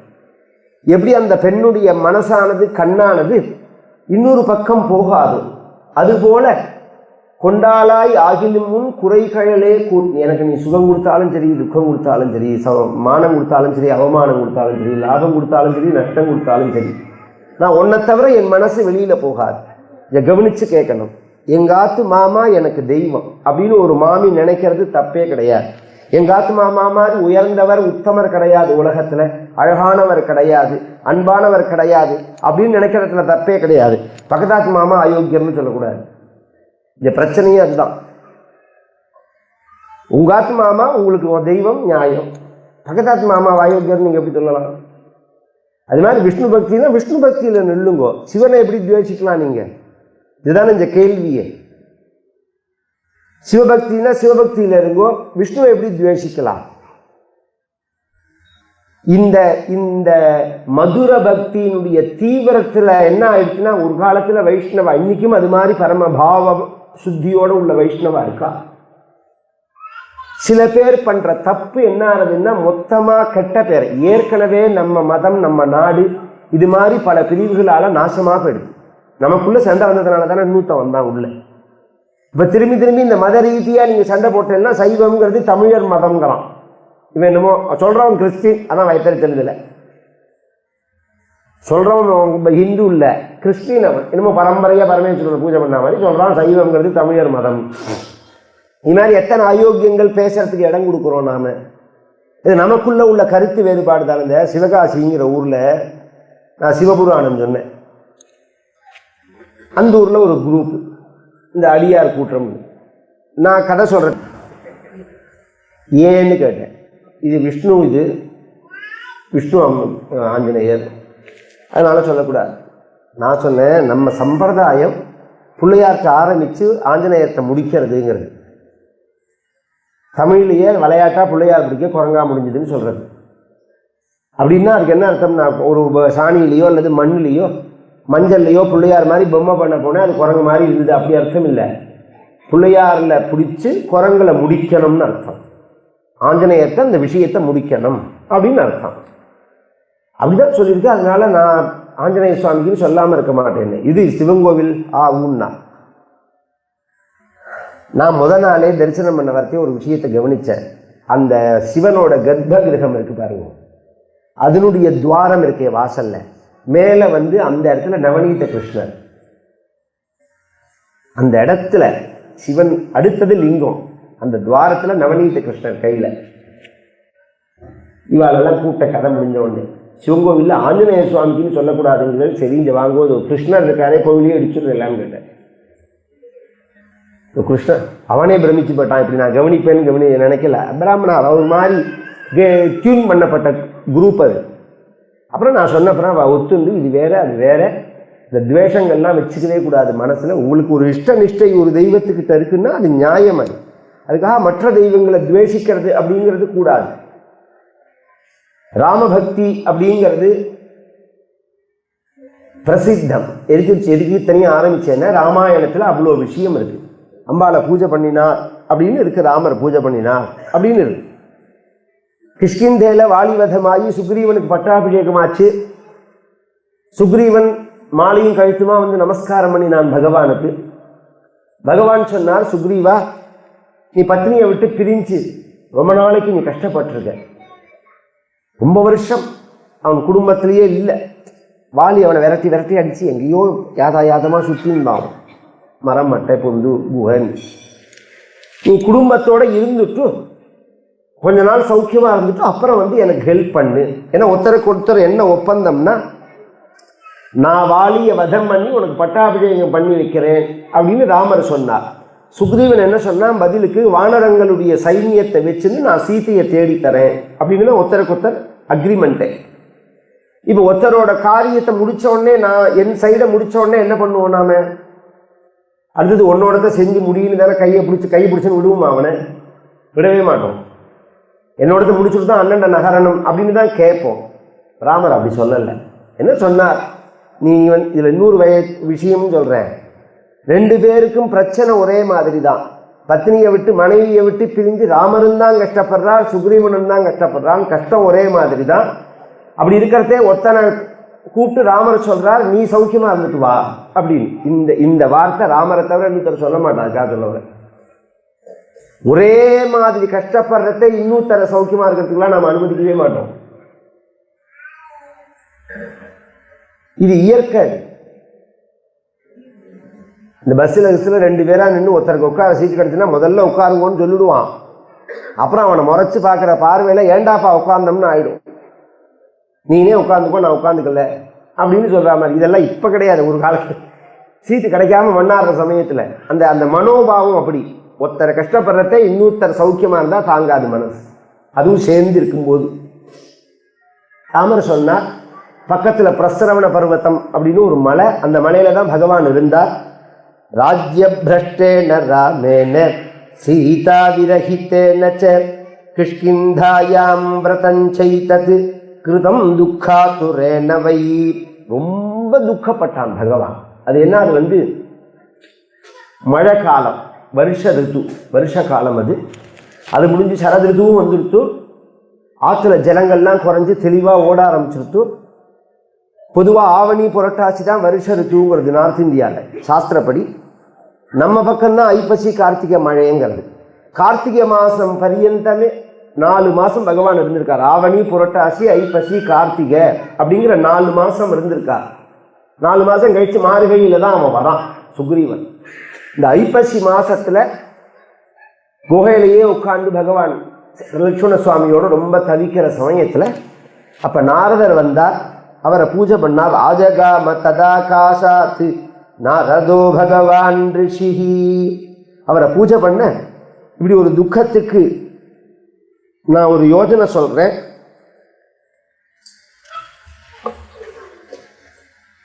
காகுஸ்தா, உன்னுடைய பிறவியே ராவணனை வதம் பண்றதுக்காக தான். அப்படி இருக்கிறது சீதையை அவன் அபகரிச்சுன்னு போனதும் அந்த வதத்தை உத்தேசிச்சுதான். சீதைய ஏன் அவன் அபகரிச்சுன்னு போனான்னா, பூர்வ ஜன்மணி வைதேகி முனி புத்ரி தபஸ்வினி ராவணேன வனே கிருஷ்டா தபஸ்யந்தி சுச்சுஸ்மிதா. பூர்வ ஜென்மால ஒரு ரிஷியோட புத்திரி அவள். வேகவதின்னு பேரு அவளுக்கு. வேதவதின்னு பேரு. ரொம்ப சௌந்தரியத்தோட இருப்பாள் அவள். அவள் கன்னிகையா இருக்கிறதே அவளை தபஸ் பண்றாள் அவள். பகவான அம்பிகையை குறிச்சு அந்த சந்தர்ப்பத்தில் ராவணன் அவளை பலாத்காரம் பண்றான். அந்த ராவணன் இஷ்டத்துக்கு அவன் இணங்க மாட்டேன்னு சொன்னதோடு இல்லாமல் ராவணன் கையை தொட்டான் காலை தொட்டான் அப்படிங்கிற கோபத்தில் ஒரு அக்னியை மூட்டி அந்த அக்னியில் இறங்குறாங்க. இந்த வேதவதி இறங்கும்போது ஒரு சாபத்தை கொடுக்குறான். என்ன சாபம்னா, நீ எந்த பொண்ணை காமத்தோட தொட்டாலும் உன் தலை வெடிச்சு போயிடும். ஒன்று. ரெண்டாவது, உன்னை பழி வாங்கிறதுக்கு நானே வருவேன், உன்னோட மரணத்துக்கு நானே காரணமாக இருப்பேன் அப்படின்னு சொல்லிட்டு போயிட்டாள். அவள் தான் இப்போ வைதேகியாக வந்திருக்காள், சீதையாக வந்திருக்காள். இதெல்லாம் நிறைய நுட்பமான விஷயங்கள். ராமரை பற்றி சொல்லும்போது பார்வதியினுடைய அம்சம்னு சொல்கிறது, சீதையை பற்றி சொல்லும்போது பரமேஸ்வரனுடைய அம்சங்கிறது இன்னொரு சந்தர்ப்பத்தில். மகாவிஷ்ணுவனுடைய அம்சம் ராமபிரான், லக்ஷ்மியினுடைய அம்சம் சீதை, அதுவும் உண்மை. வேதவதியோட அம்சமும் இருக்கு இந்த இடத்துல. மகாபாரதத்தை எடுத்துட்டா இந்திரனோட அம்சமும் அர்ஜுனன், நர நாராயணர்கள் அப்படின்னு சொல்ற அந்த 2 பேர்ல நரனுடைய அம்சமும் அர்ஜுனன்ட்ட உண்டு. பல இடங்கள்ல வியாசர் வர்ணிக்கிறார் நர நாராயணா உபௌ அப்படின்னு. இந்திரனோட அம்சம் தானே அர்ஜுனன், இவர் எங்க பகவான் வந்தான்னு கேட்கக்கூடாது. அம்சம்ங்கிறது வேற, சக்தி உள்ள வர்றது வேற விதம். அது மாதிரி இந்த வேதவதியோட ஒரு சாபத்தினாலதான் இப்படி நடந்திருக்கு. அவளை வதம் பண்ணணும். துராத்மம் ஸ்தவசார்த்தம் பவிஷ்யாமி தராதலே அயோ நிஜாவரா நாரி த்யக்த்வா தேகம் ஜஹாவபி தவ ஜன்ம சகா குஸ்த தஸ்ய நாசாய சாமரைஹி பிரார்த்திதஸ்ய ஹரேரம்ஷாதி அஜவம்சேப்ய ஜன்மனஹ. அவள் அடுத்த ஜென்ம அவளை அயோனிஜியா வராள். பூமியிலேருந்து அக்னியில் உயிரை விட்டுட்டு பூமியிலேருந்து வெளியில் வரா. அதில் 100 நுட்பத்தையும் சொல்கிறார். சமுத்திர கரையில் இந்த ராவணன் வந்து தூக்கிறதுக்கு முன்னாடி சமுத்திர கரையில் சீதையும் ராமபிரானும் சஞ்சாரம் பண்ணும்போது அக்னி பகவான் வந்து சீதை மாதிரி ஒரு ரூபத்தில் ஒரு பெண்ணை கொடுத்துட்டு இந்த சீதையை வாங்கின்னு பெறார். இதே தேவி பாகவதத்திலே பின்னாடி இந்த கதை வர்றது. இந்த சீதையை வாங்கின்னு பெறார். அந்த அக்னியால கொடுக்கப்பட்ட மாயா சீதையை தான் ராவணன் தூக்கின்னு போறான். திரும்பி இந்த ஒரிஜினல் சீதை வெளியில வரணுமே, அதுக்காக தான் அந்த சீதை அக்னியிலேருந்து வந்தவளோனோ அவ அக்னிக்குள்ள போயிட்டு ஒரிஜினல் சீதை பின்னாடி அக்னியிலேருந்து வராள் அப்படின்னு தேவி பாகவதம் சொல்றது. இந்த சீதையை ராமர் வந்து நிஷ்கண்டகமா பேசினார், கருணை இல்லாம பேசினார், விசாரம். சீதை வந்து தீ குளிச்சா, அந்த காலத்தில் தீ குளிச்சா, இந்த காலமாக இருந்தால் தீ குளிக்க வைப்போம்னா இந்த பட்டிமன்றத்திலலாம் அமக்கலப்படும். இந்த டிவியெல்லாம் திறந்தா காது கொடுத்து கேட்க முடியாது. இந்த புதுமை புரட்சி பொல்லங்காங்கிற பேரில் புத்தியே இல்லாமல் பேசுவா, புத்தியே இல்லாத பேசா இருக்கும். இது மாதிரி ஜனங்கள் அந்த இதில் ரொம்ப பிரச்சனை என்னன்னு வச்சுக்கோங்களேன். நாலெட்ஜ் இல்லாமல் திரும்ப நான் யார் மேலேயுமே குறை சொல்ல மாட்டேன். நம்ம எஜுகேஷன் சிஸ்டம் மாறினத்தினால தான் இந்த ப்ராப்ளம். நம்ம நாலெட்ஜ் எல்லாருக்கும் ரீச் ஆகுதுன்னா இத்தனை கன்ஃபியூஷன் வரவே வராது. இஸ்லாமியர்கள் படையெடுக்கும் போது எத்தனை பேர் அப்படியே இருந்தோம், நாம செத்தமே தவிர நாம இதுவாகல, நம்ம நாலெட்ஜை இழக்கல. பலாத்காரமா ஸ்திரீக்களை கன்வெர்ட் பண்ண வச்சால் 1-2 ஆம்பளைகள் கன்வெர்ட் ஆனாங்கிறது வேற விஷயம். இது மாதிரி நாம வந்து நாலெட்ஜை இழக்கல. இந்த பிரிட்டிஷ்காரன் கிருஷ்ணயார்த்தி வந்தப்புறம் தான் நம்ம நாலெட்ஜை இழந்தது. அந்த நாலெட்ஜை நாம் திருப்பி அடையாத பரியந்தம் மகோன்னதமான நிலையை அடைய முடியாது. அது ரொம்ப அவசியம். அது எல்லாரையுமே ஞாபகம் வச்சுக்கணும். அதுக்கு யார் முயற்சி பண்றாலோ அதுக்கெல்லாம் நாம வந்து சப்போர்ட் பண்ணிட்டே இருக்கணும். நம்மளுடைய நாலெட்ஜை விருத்தி. இப்போ இந்த கோகர்ணம் பெருந்தோம் நாங்கள் போகிற 4 மாதம் முன்னாடி கோகர்ணத்தில் ஜனவரி மாதம் ரொம்ப நாளாக எனக்கு கோகர்ணத்தில் ஒரு ஈடுபாடு. எப்படின்னா, சந்திரசேகர பாரதி பெரியவாளால் ஞானானந்த பாரதி சுவாமிகள் ஒரு விஷயம் சொல்லுவார். ஒரு காலத்தில்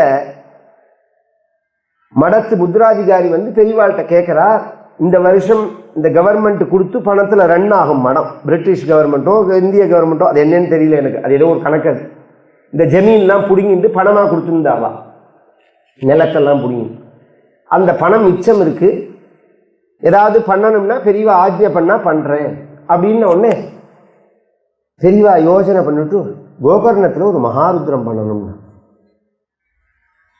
அதுக்கு ஞானானந்த பாரதி சுவாமிகள் தான் அப்போ இதுவாக இருந்தது. அவரை கேட்டிருக்கார், ஏன் இவ்வளோ தயக்கமாக சொல்கிறேன் பெரியவா, ஆஜ்ஞையாக சொல்லக்கூடாது, அதை கட்டளையா?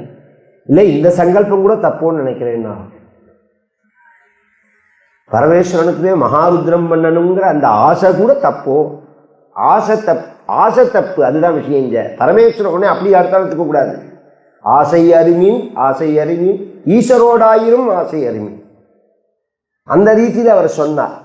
எனக்கு இது வந்து நான் படித்தது 25 வருஷம் முன்னாடி. அன்னிலேருந்து எனக்கு ஆசை கோகர்ணம் போகணும் அப்படின்னு. அந்த கோகர்ணம் போகிறதே இவர் வந்திருக்காரு, ஜெயராமன் மாமான்னு. இவர் வந்து அங்கே ராமச்சந்திரா மட் அப்படின்னு ஒரு இடத்துக்கு அழிச்சுன்னு போனார். அங்கே 900 குழந்தைகளோ 1100 குழந்தைகளோ படிக்கிறார். 64 கலையும் சொல்லி கொடுக்குறார். அவா நம்ம ஹிந்து மதத்தில் குதிரை ஏத்தம், யானை ஏத்தம், வில் வித்தை, வால் வித்தை உள்பட பரதநாட்டியம், கோலம் போடுறது எல்லாம், அதெல்லாம் 64 கலையில் எல்லாமே வரும். சித்திரம் வரைகிறதுலேருந்து ஆரம்பித்து எல்லாம் வரும். ஒரு குழம்பு தயார் பண்ணுறது எப்படி? குழம்புன்னா இந்த சாப்பாட்டு குழம்பு இல்லை, மருதாணி குழம்பு, தலையில் தடவிக்கிற இந்த ஆயில், வர்ண பூசன், உடம்புல பூசி, இதெல்லாம் உள்பட அதில் உண்டு. அது அலங்காரம் பண்ணுறோம் பாருங்க, காஸ்டியூம்னு சொல்கிறா பாருங்க, அதெல்லாம் அந்த 64 கலை எல்லாமே வரும். 64 கலையில் வராத விஷயம் அதெல்லாம் குழந்தைகளுக்கு சொல்லி கொடுத்து அங்கே தயார் பண்ணுறா. அது மாதிரி இப்போ பாரத தேசத்தில் அங்கங்கே ஆரம்பிக்கிறாள். இப்போ கோவிந்தபுரத்தில் கூட ஜெயஸ்ரீ விஸ்வவித்யாலயான்னு ஆரம்பிக்க போகிறாருங்கன்னா, ஏன் அப்படின்னா இந்த நோக்கம்தான். இந்த எஜுகேஷன் சிஸ்டம் இருக்கே இப்போ எப்படி இருக்குன்னா, நம்ம ஒரு தடவை நான் இந்தியன் எக்ஸ்பிரஸ் குருமூர்த்தி மாமாவோட ஏர்போர்ட்டில் பேசியிருக்கிறத, இங்கிலீஷ் படிக்காமல் இருக்க முடியாது, படிச்சும் பிரயோஜனம் இல்லைன்னு அவர்.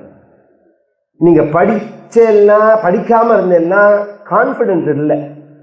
நம்ம என்னதான் இந்த சைடு படித்தாலும் ஒரு அவநம்பிக்கை வர்றது. அவநம்பிக்கைன்னா லோகத்தை ஃபேஸ் பண்ணும்போது அது ஆனால் குப்பை தான். அது படித்தேன்னா தான் அங்கே ஒன்றும் இல்லைங்கிறதே உங்களுக்கு நிரூபணமாகும். இப்போ உள்ள பரிஸ்திதியை எடுத்துக்கோங்களேன். இப்போ நாங்கள்லாம் எங்கள் குடும்பத்து வழக்கம் ஸ்கூல் அனுப்புறதே கிடையாது. எங்கள் ஜென்ரேஷன் பிறந்து 1வது கூட நாங்கள் ஸ்கூல் போனதே கிடையாது. இப்போ அடுத்த ஜென்ரேஷன் வரது அண்ணாவிட்ட போய் குழந்தைகளுக்கு என்ன பண்ணலாம்னு யோஜனை கேட்குறது, நீ ஸ்கூலுக்கு அனுப்புன்னு தான் சொன்னார். வேதம்னு சொல்லி கொடு, இதையும் பண்ணு, தேவை, ரெண்டுமே தேவை அப்படின்னாரு. ஏன்னா அப்போ தான் வந்து அவன் என்ன பண்ணானோ அதை நாம் மாற்றி பண்ணுறதுக்கு அது தேவைப்படுறது. இப்போ உதாரணமே, இப்போ உட்காந்துருக்க எல்லாருக்கும் எத்தனை வயசுக்கு மேலே? அதுதான் இந்த கேள்வி. எல்லாருக்கும் 35-40 வயசுக்கு மேலே தானே, 50 வயசுக்கு மேலே தானே. ஏன் 15-20 வயசு குழந்தைகள் என் கதைக்கு வரமாட்டேங்கிறா, கதைக்கே வரமாட்டேங்கிறா? அதுக்கு பதில் சொல்லுங்க. அவன் ஏன் கதைக்கே வரதில்லை? 1-2 குழந்தைகள் வாசனை பலத்தினால வருது. அவளுக்கு இந்த ராமாயணம் பிடிக்கலையா, பாரதம் பிடிக்கலையான்னா பிடிச்சிருக்கு, அதையே கார்ட்டூனாக காமிச்சா பார்க்குறாளே. அப்போ அவள் எந்த மாதிரி வளர்ந்துருக்காளோ, அவளுக்கு என்ன புத்தியில் புகுந்திருக்கோ அந்த ரீதியில் அவளை கொண்டு அவள்கிட்ட ரீச் ஆகிற மாதிரி பண்ணினா அவளுக்கு திரும்புறதோடு மனசு. இப்போ நாம் சொல்லும் போதும் அது தேவைப்படுறது விளக்கங்கள்லாம் அதனால தான் அன்னைக்கு எனக்கு அப்டேட் பண்ணிக்கிற மாதிரி இருக்குது. நான் படிக்கலைன்னாலும் கொஞ்சம் ஓரளவு அப்டேட் பண்ணிப்பேன் விஷயங்களை. ஏன்னா அப்படி சொன்னாதான் குழந்தைகளுக்கோ ஜனங்களுக்கோ ரீச் ஆகும் அப்படிங்கிறதுக்காக. அந்த வித்தை அப்படிங்கிறது அவ்வளோ முக்கியம். அந்த அளவுக்கு நமக்கு வித்தை அப்படிங்கிறது அவசியம். நாரதர் பகவானுக்கு, ராமபிரானுக்கு அந்த நவராத்திரியோட மகிமையை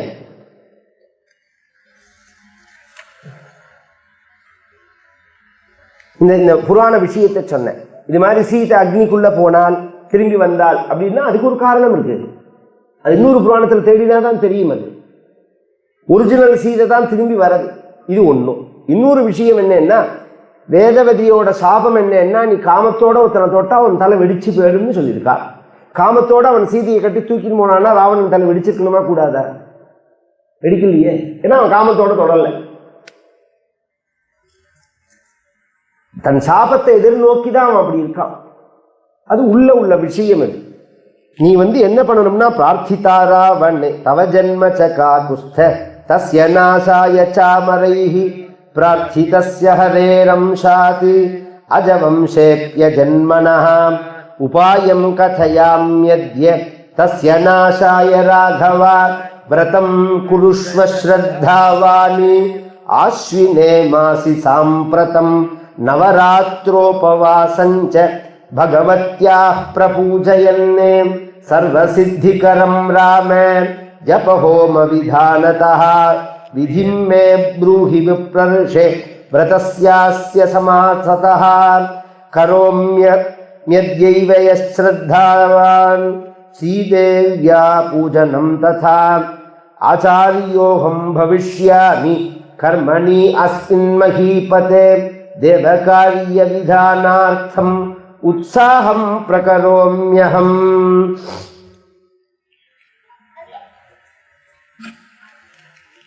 ராவணனை வதம் பண்ணி நீ வெற்றியை அடைவதற்கு நான் உபாயம் சொல்றேங்கிறார். இவர் பகவான் மகாவிஷ்ணு அப்படிங்கிறதெல்லாம் வேற விஷயம். பொதுவாக மனுஷியனா பிறந்து மனுஷிய வாழ்க்கை தர்மத்தை தான் ராமர் காமிச்சிருக்கார். மனிதன் அப்படின்னா எப்படி இருக்கணும் அப்படிங்கிறது தான் மர்த்தியாவதாரஸ்திக மர்த்திய சிக்ஷணம் அப்படின்னு பாகவதத்திலையும் சொன்னார். கற்பார் ராமபிரானையல்லால் மற்றும் கற்பரோ அப்படின்னு ஆழ்வார்களும் இந்த மனுஷிய வாழ்க்கையை தான் நாம் கற்றுக்கணுங்கிறார். மனுஷிய வாழ்க்கையில் என்ன முக்கியமானதுன்னா முயற்சி, தெய்வத்தினுடைய அனுகூலம். இந்த ரெண்டும் முக்கியம். தெய்வத்தினுடைய முயற்சி இல்லாமல் தெய்வம் அனுகூலம் பண்ணாது. தெய்வத்தினுடைய அனுகூலம் இல்லாமல் முயற்சி சித்திக்காது. இது அடிப்படை. முயற்சி இல்லாமல் தெய்வம் அனுகூலம் பண்ணாது. தெய்வத்தினுடைய அனுகூலம் இல்லாமல் முயற்சி சித்திக்காது.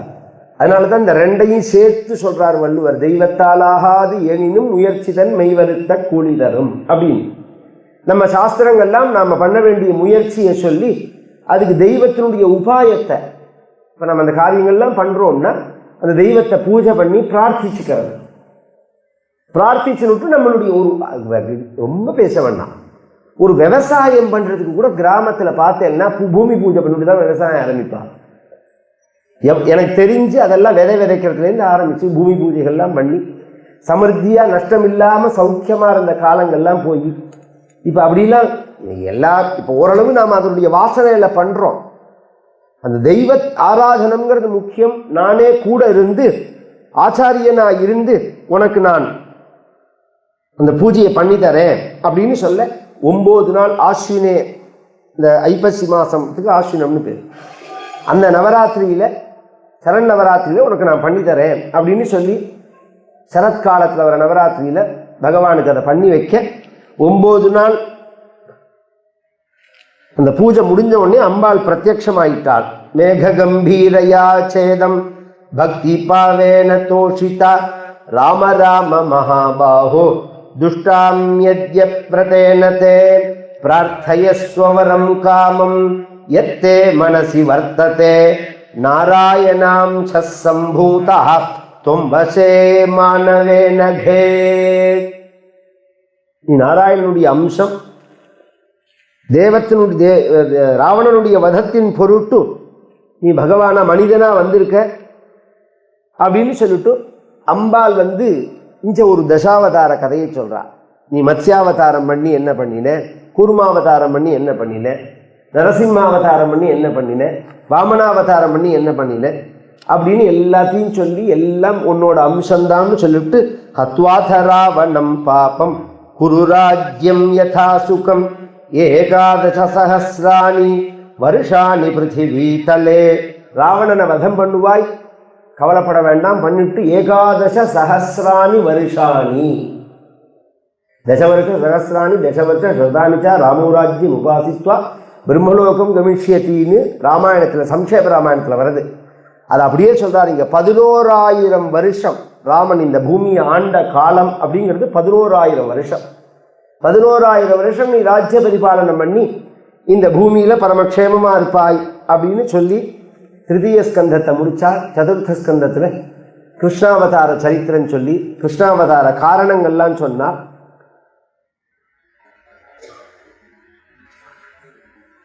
அடுத்தது பஞ்சமஸ்கந்தத்தில் மகிஷாசுர வதத்தை பற்றி சொல்றார். அசுரர்கள் விதவிதமாக தோன்றுவார்கள். அதில்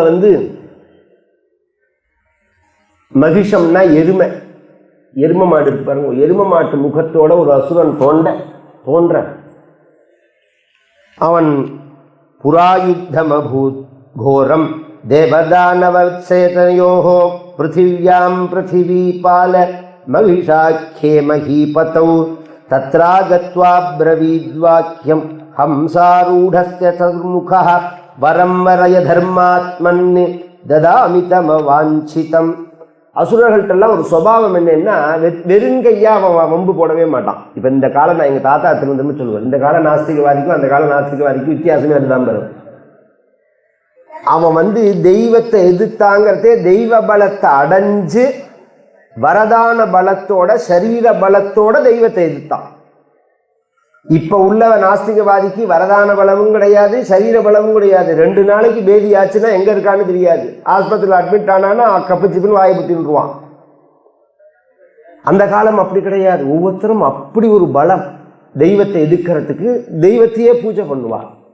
பிரம்மாவை பூஜை பண்ணி கடுமையான தபஸ் பண்ணி பிரம்மா பிரத்யக்ஷமாகி என்ன வரம் வேணும் அப்படின்னு கேட்க, எனக்கு மரணமே கூடாதுன்னு ஆகும். அதுக்கு பிரம்மா சொன்னார், தஸ்மான் மே மரணம் நூனம் காமின்யா குரு பத்மஜா அவலாஹந்த மாம் ஹந்தும் கதம் சக்தா பவிஷ்யதி. எனக்கு மரணமே கூடாதுன்னா அப்படி சொல்லாத, பிறந்தவனுக்கு சாவு நிச்சயம், அதனால நீ வேற ரூபத்துல கேளுன்னா. அவன் சொன்னான், ஸ்திரீயால மரணம் இருக்கட்டும்னா, ஒரு பெண்ணால இருக்கட்டும்னா. ஏன்னா அவன் என்ன நினைச்சுட்டான், பெண்ணு என்ன அபலை தானே. பொதுவா சரீர பெண்ணு புத்திசாலி வேற, சரீர ரீதியா இன்னி பரியந்தம் புமானுக்குள்ள சரீர அமைப்பு வேற, ஸ்திரீக்குள்ள சரீர அமைப்பு வேற. இந்த யதார்த்தத்தை புரிஞ்சுக்கணும். ஆணும் பொண்ணு ஒண்ணு, ஆணும் பொண்ணு ஒண்ணுன்னா ஒன்னாக முடியாது. சில விஷயங்கள்ல ஸ்திரீக்களுக்கு சரீர பலம் கூட, சில விஷயங்கள்ல புமானுக்கு சரீர பலம் கூட. ஒரு சம்பளத்தை திறக்கிறதா இருந்தா கூட மஞ்சள் வாங்க, இந்த சம்பளத்தை வந்து கொடுக்கணும் தானே சொல்றா.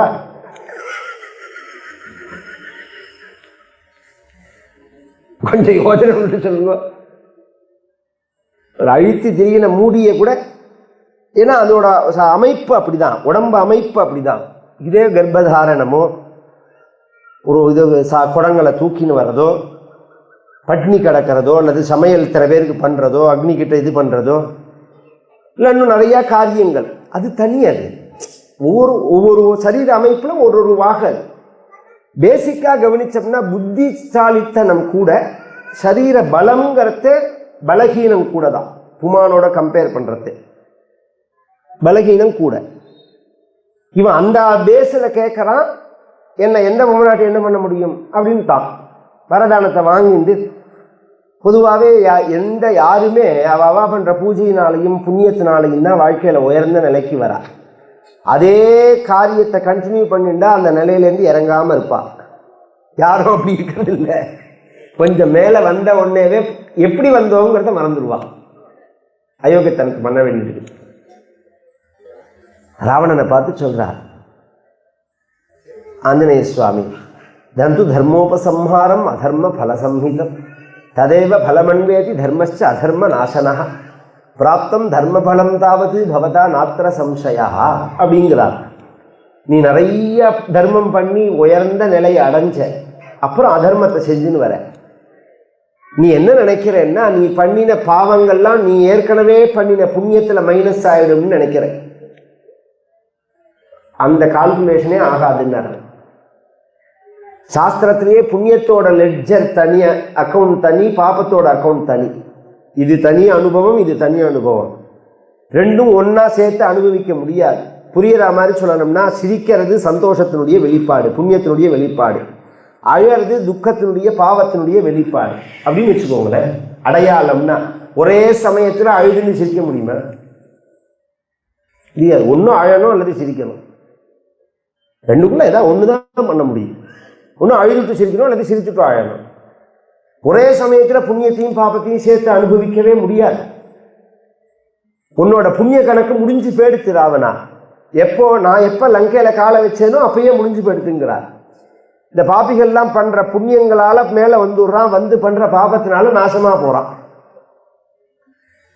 இவர்கள் அசாத்தியமா இவன் பண்ண தேவதைகள்லாம் பிரம்ம விஷ்ணு ருத்ராள்கிட்ட சொல்ல, பிரம்ம விஷ்ணு ருத்ராள் சண்டை போட்டால் ஜெயிக்க முடியல. ஏன்னா அவன் வாங்கின வரன் அது மாதிரி. இவனை எப்படி ஜெயிக்கலாம், எப்படி இவனை நம்ம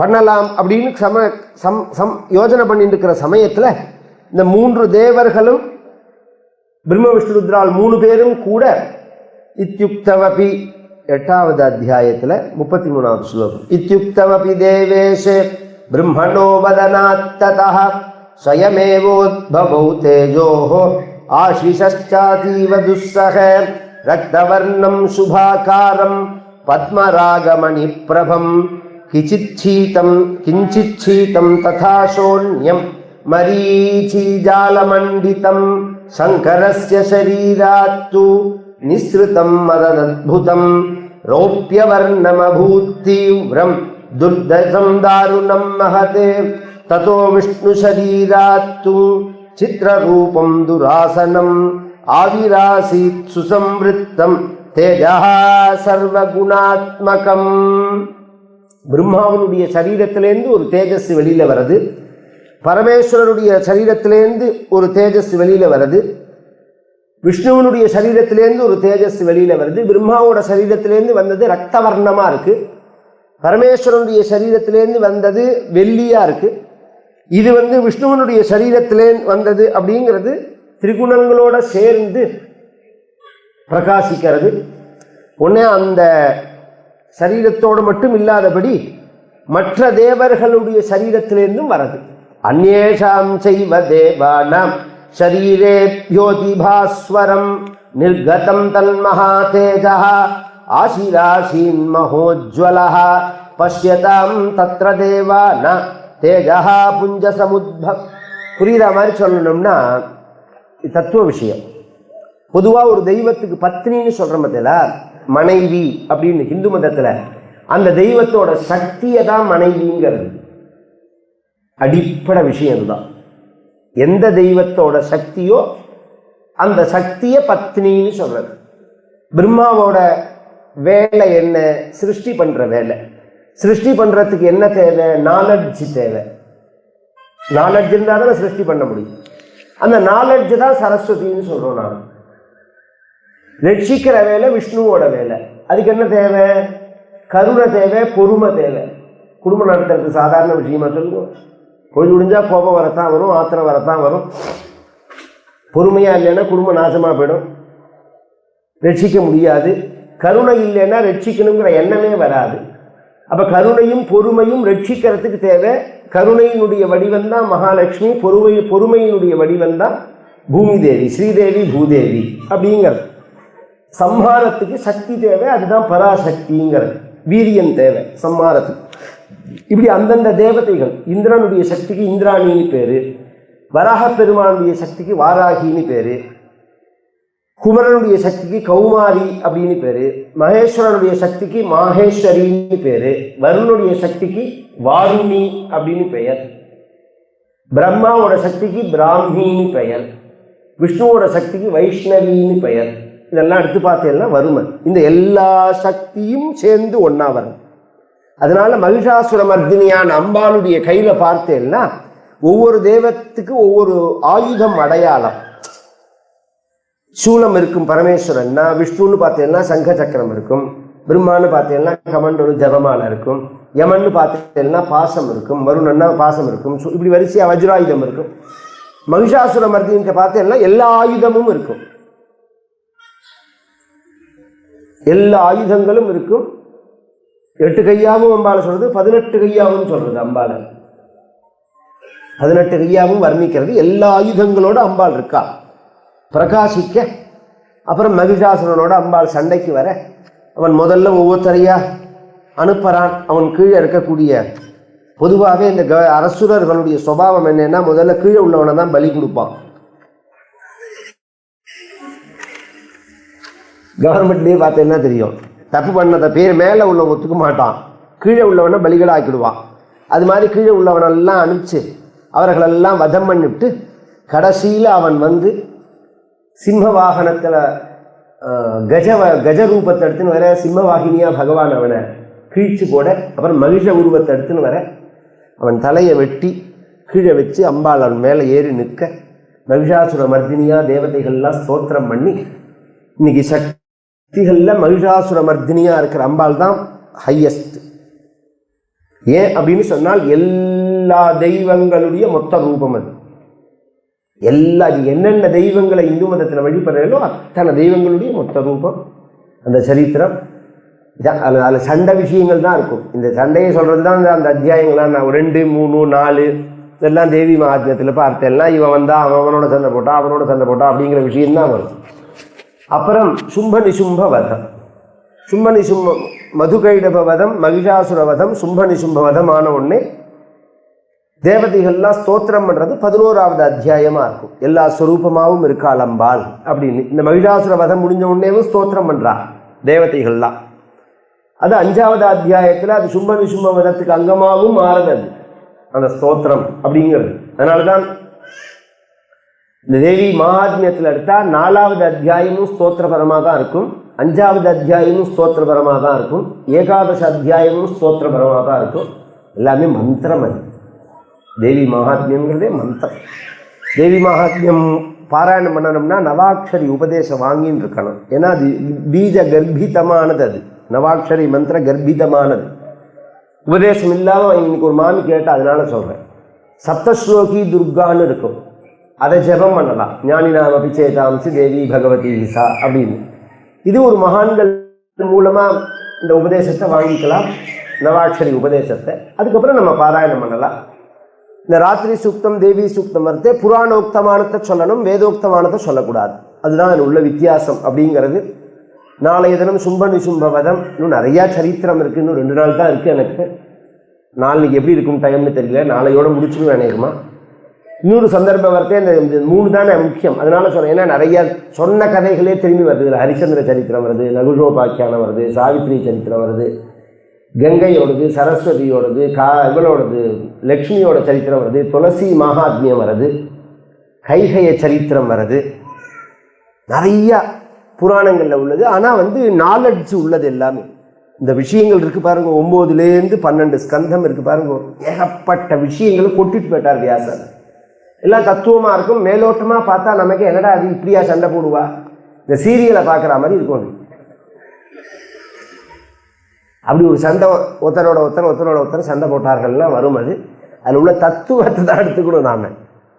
அதனால் தேவி பாகவதம் ராமாயணம் பாகவதம் சொல்கிற மாதிரி அவ்வளோ ஈஸி இல்லை சொல்கிறது. இதில் 2வது உபாசனா கிரமம் தெரிஞ்சு சொன்னால் இன்னும் விசேஷம் கூட. உபாசகால்கிட்ட சொல்கிறது இன்னும் மகிமை. இந்த விஷயத்தினால அப்படி சொல்கிறதுன்னு நான் இன்னொரு சந்தர்ப்பம் கண்டிப்பாக அதை விஸ்தாரமாக சொல்கிறேன். ஏன்னா எனக்கு இந்த சௌந்தர லஹரியும் தேவி பாகவதத்தையும் கலந்து சொல்லணும்னு ஆசை எனக்கு. சௌந்தர லஹரி முழுக்க 100 மந்திரம் அது, 100 யந்திரம் அது, 100 விஷயம் அது. இது தேவி பாகவதத்தில் இந்தந்த இடத்துலேருந்து தான் எடுத்து இந்த ஸ்லோகத்தை ஆச்சாரியால் சொன்னாலுங்கிறத அழகாக சொல்ல முடியும். அது மாதிரி இருக்குது. நான் ஒரு தடவை ஒரு கிளான்ஸ் பார்க்கறது. அது ஈஸ்வரானுகிரகம். அது மேலே மேலே சொல்லுவேன் நிச்சயமாக. தேவி பாகவதம் விஸ்தாரமாக சொல்லுவேன். நாளையோட இங்கே முடிகிறது.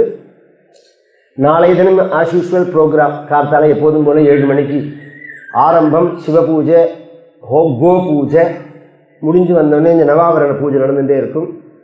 சண்டி ஹோமம், சுவாசினி பூஜை, சண்டி ஹோம பூர்ணாகுதி, நவாவரண பூஜை பூர்த்தி. மத்தியானமாக இன்றைக்கி போய்ட்டு வந்த மாதிரி நாளைக்கு ஒரு குரூப்பு கோவிலுக்கு போய்ட்டு வாங்குவோம். நாளன்னைக்கு தான் கார்த்தால கரெக்டாக 6:30 மணிக்கு ஆரம்பம். இந்த நவாவரண பூஜையை எங்கள் அண்ணா ஞானசக்தி அண்ணா 9 மணிக்குள்ளே முடிச்சுடுவார். அதுக்கப்புறம் இந்த கலச பிரதிஷ்டை பண்ணி இந்த பட்டாபிஷேகத்துக்குள்ள ஹோமங்கள் இருக்குது. அதனால் சண்டி ஹோமமும் கார்த்தாலேயே ஆரம்பிச்சுடுவா.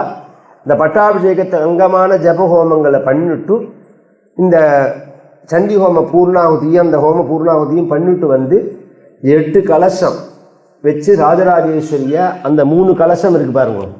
துர்காலட்சுமி சரஸ்வதியின் தேவி பாகவதத்துக்காக வைக்கப்பட்ட கலசம் அது. இது வேற, பட்டாபிஷேகத்துக்குள்ள கலசம் வேற. இந்த 2ஐயும் அம்பாளை வச்சு சகசிரதாரையாக அம்பாளுக்கு அபிஷேகம் பண்ணி சாமனங்கள்லாம் போட்டு அலங்காரம் பண்ணி தீபாராதனை பண்ணி பிரசாதம் கொடுப்போம். திரும்பவும் சொல்கிறேன், யாரெல்லாம் இதில் கலந்துட்டு இருக்கேனோ பிரசாதம் வரணுங்கிற வேலோ அங்கே இந்த ஸ்ரீகிருஷ்ணன் அவர்கிட்ட ஒரு நோட்டு இருக்கும். அதில் உங்களோட அட்ரஸ் எழுதிருங்க. ஒருத்தர் ஒரு அட்ரஸ் எழுதினா போகிறோம். அந்த பிரசாதம் அனுப்பி வைக்கிறதுக்கு கொஞ்சம் சௌரியமாக இருக்கும் எங்களுக்கு. ஃபோன் நம்பரோட 5 அன்னைக்கு இதே பிரசாதம் தான். இந்த ரக்ஷ கொடுப்போம். விபூதி பிரசாதம் இந்த 9 நாள் சண்டி ஹோமம் பண்ணுறது அன்னைக்கு விபூதி எடுத்துருக்கு. அந்த பிரசாதம் லலிதா நவாவரண பூஜையில் உபயோகித்த அந்த குங்கும பிரசாதம், இந்த 3 பிரசாதம் தான் பிரதானமாக உள்ளது. இந்த 3ஐயுமே அனுப்பிச்சு வைப்போம். இது ஏன்னா இது தேசக்ஷேமமாக பண்ணுறது. இப்போ நம்ம எல்லாருடைய நாம நட்சத்திரங்களை சங்கல்பம் பண்ணிக்கிறோம். அவாவா நேர பண்ணிக்கிறவாலும் பண்ணிக்கிறோம். அன்னைக்கு நான் காத்தால யாரெல்லாம் வரலையோ அவளுக்குள்ள சங்கல்பங்களையும் நான் பண்ணிக்கிறேன். இது நம்மளுடைய ஒரு மனோபாவம். அது அம்பாளை பூஜை பண்ணுறதே ஒரு பிரார்த்தனையை சொல்கிறது அப்படிங்கிறது மனோபாவம். ஆனால் இந்த காரியத்தை உத்து கவனித்தோம்னா இது லோகக்ஷேமார்த்தமாக ராஜராஜேஸ்வரி பட்டாபிஷேகம் நடக்கணும் அப்படிங்கிறதுக்காக, அதுவும் நார்த் ஈஸ்ட் இந்த சைடெல்லாம் இருக்குது பாருங்க, இது முழுக்க நம்ம கண்ட்ரோலுக்கு வரணும். அகண்ட பாரதமாக இது அம்பாளுடைய ஒரு பிரதேசம். இது முழுக்க அப்படி எடுத்து இப்படி சுற்றி வந்தேன்னா பிரதான சக்தி பீடங்கள் முழுக்க இந்த பக்கம்தான் இருக்குது. பங்களாதேஷ்லாம் இருக்குது. இதெல்லாம் ஒரு காலத்தில் நம்ம தேசமாக இருந்தது. சில பாவிகளால் அது மாறி போயிடுத்தது. திரும்பி அது நம்ம கண்ட்ரோலுக்கு வரணும். வரும் 20 வருஷத்துக்குள்ள அந்த பழைய அகண்ட பாரதத்தை நீங்கள் பார்க்கலாம். அது நடக்கும். அதே அகண்ட பாரதம் வரும். அங்கே ஆப்கானிஸ்தான்லேருந்து ஆரம்பித்து இந்த பக்கம் மியான்மர் பரியந்தம் இது நம்ம தேசம். நம்ம ராஜாக்கள் ஆண்டது கர்மபூமி, புண்ணியபூமி, தர்மபூமி. எத்தனை தீர்த்தம், எத்தனை க்ஷேத்திரம், எத்தனை பவித்திரம், அதெல்லாம் ரட்சிக்கப்படணும். அதுதான் அடிப்படை விஷயம் அப்படிங்கிறது. அதை உத்தேசித்து தான் ஆச்சாரியாலால் சொல்லப்பட்டது. காஷ்மீரில் 16 கூப்பிட்டு அங்கே போய் ராமருக்கு பட்டாபிஷேகம் பண்ணுவோம்னா பெரியவா, பாலபிரிவா. காஷ்மீர் அன்னைக்கு இருந்த கூத்து இருக்கு பாருங்க. கடத்தெருவுக்கு நாங்கள் 4 பேராக சேர்ந்து போயிட்டா அவள் 20 பேர் சேர்ந்துருவான் சுற்றி. நீ எங்கள் இந்தியாவிலேருந்து வந்திருக்கியான்னு எங்களை பார்த்து கேட்பான். நீ இந்தியாவிலேருந்து இங்கே வந்திருக்கியா அப்படின்னு. எங்கே வெளியில் போனாலும் மிலிட்ரியோட செக்யூரிட்டி இல்லாமல், லோக்கல் போலீஸ் செக்யூரிட்டி இல்லாமல் மூவே பண்ண முடியாது. அதனால் கவர்னர் ஓரான்னு இருந்தார். அவர் மாளிகைக்கு பக்கத்துலேயே வச்சு எல்லாம் பண்ணி கடைசியில் சங்கரா ஹில்ஸ்ன்னு இருக்காங்க. அதில் போய் ராமரை வச்சுட்டு ஜப ஹோமங்கள்லாம் பண்ணி இதே மாதிரியே ராமர் அந்த மலையில் வச்சு என்னோடய ஃபேஸ்புக்கில் போய் பார்த்தீங்கன்னா அந்த ராமர் காஷ்மீர் பட்டாபிஷேகங்கள்லாம் இருக்கும். 2016 நடந்தது. டெபுட்டி சீஃப் மினிஸ்டர் வந்திருந்தார், கவர்னர் வந்திருந்தார். அதுலேருந்து ஒரு வருஷத்துக்குள்ளே காஷ்மீரோட இதுவே மாற ஆரம்பிச்சிருக்கு. நான் பண்ணினதுனால இல்லை, பெரியவா சங்கல்பத்தினால. நம்ம பாலபிரிவாளுடைய சங்கல்பம் அது மாதிரி ஒரு சங்கல்பத்தில் தான் பெரியவா அனுப்பிச்சிருக்கா. இந்த அம்பாளுடைய ஒரு சாநித்தியம் பூர்ணமாகணும் இந்த பிரதேசங்களில். தர்மம் பழையபடி விருத்தியாகணும். அதனால் எல்லாரும் அந்த பிரார்த்தனையோடு இதில் கலந்துக்கணும். அதுதான் சொல்கிறேன். பிரத்யேகமாக நாம் நம்ம குடும்பத்துக்காக சங்கல்பிச்சுக்கிறோங்கிறதுலாம் அதுக்குள்ள தேசம் க்ஷேமமாக இருந்தால் நாமும் க்ஷேமமாக இருக்க போதானே போகிறோம். அதனால் அந்த பிரார்த்தனையோடு எல்லாரும் அம்பாளை தியானித்து பூஜையில் கலந்துட்டு பிரசாதத்தையும் அடையணும்னு பிரார்த்திச்சுக்கிறோம்.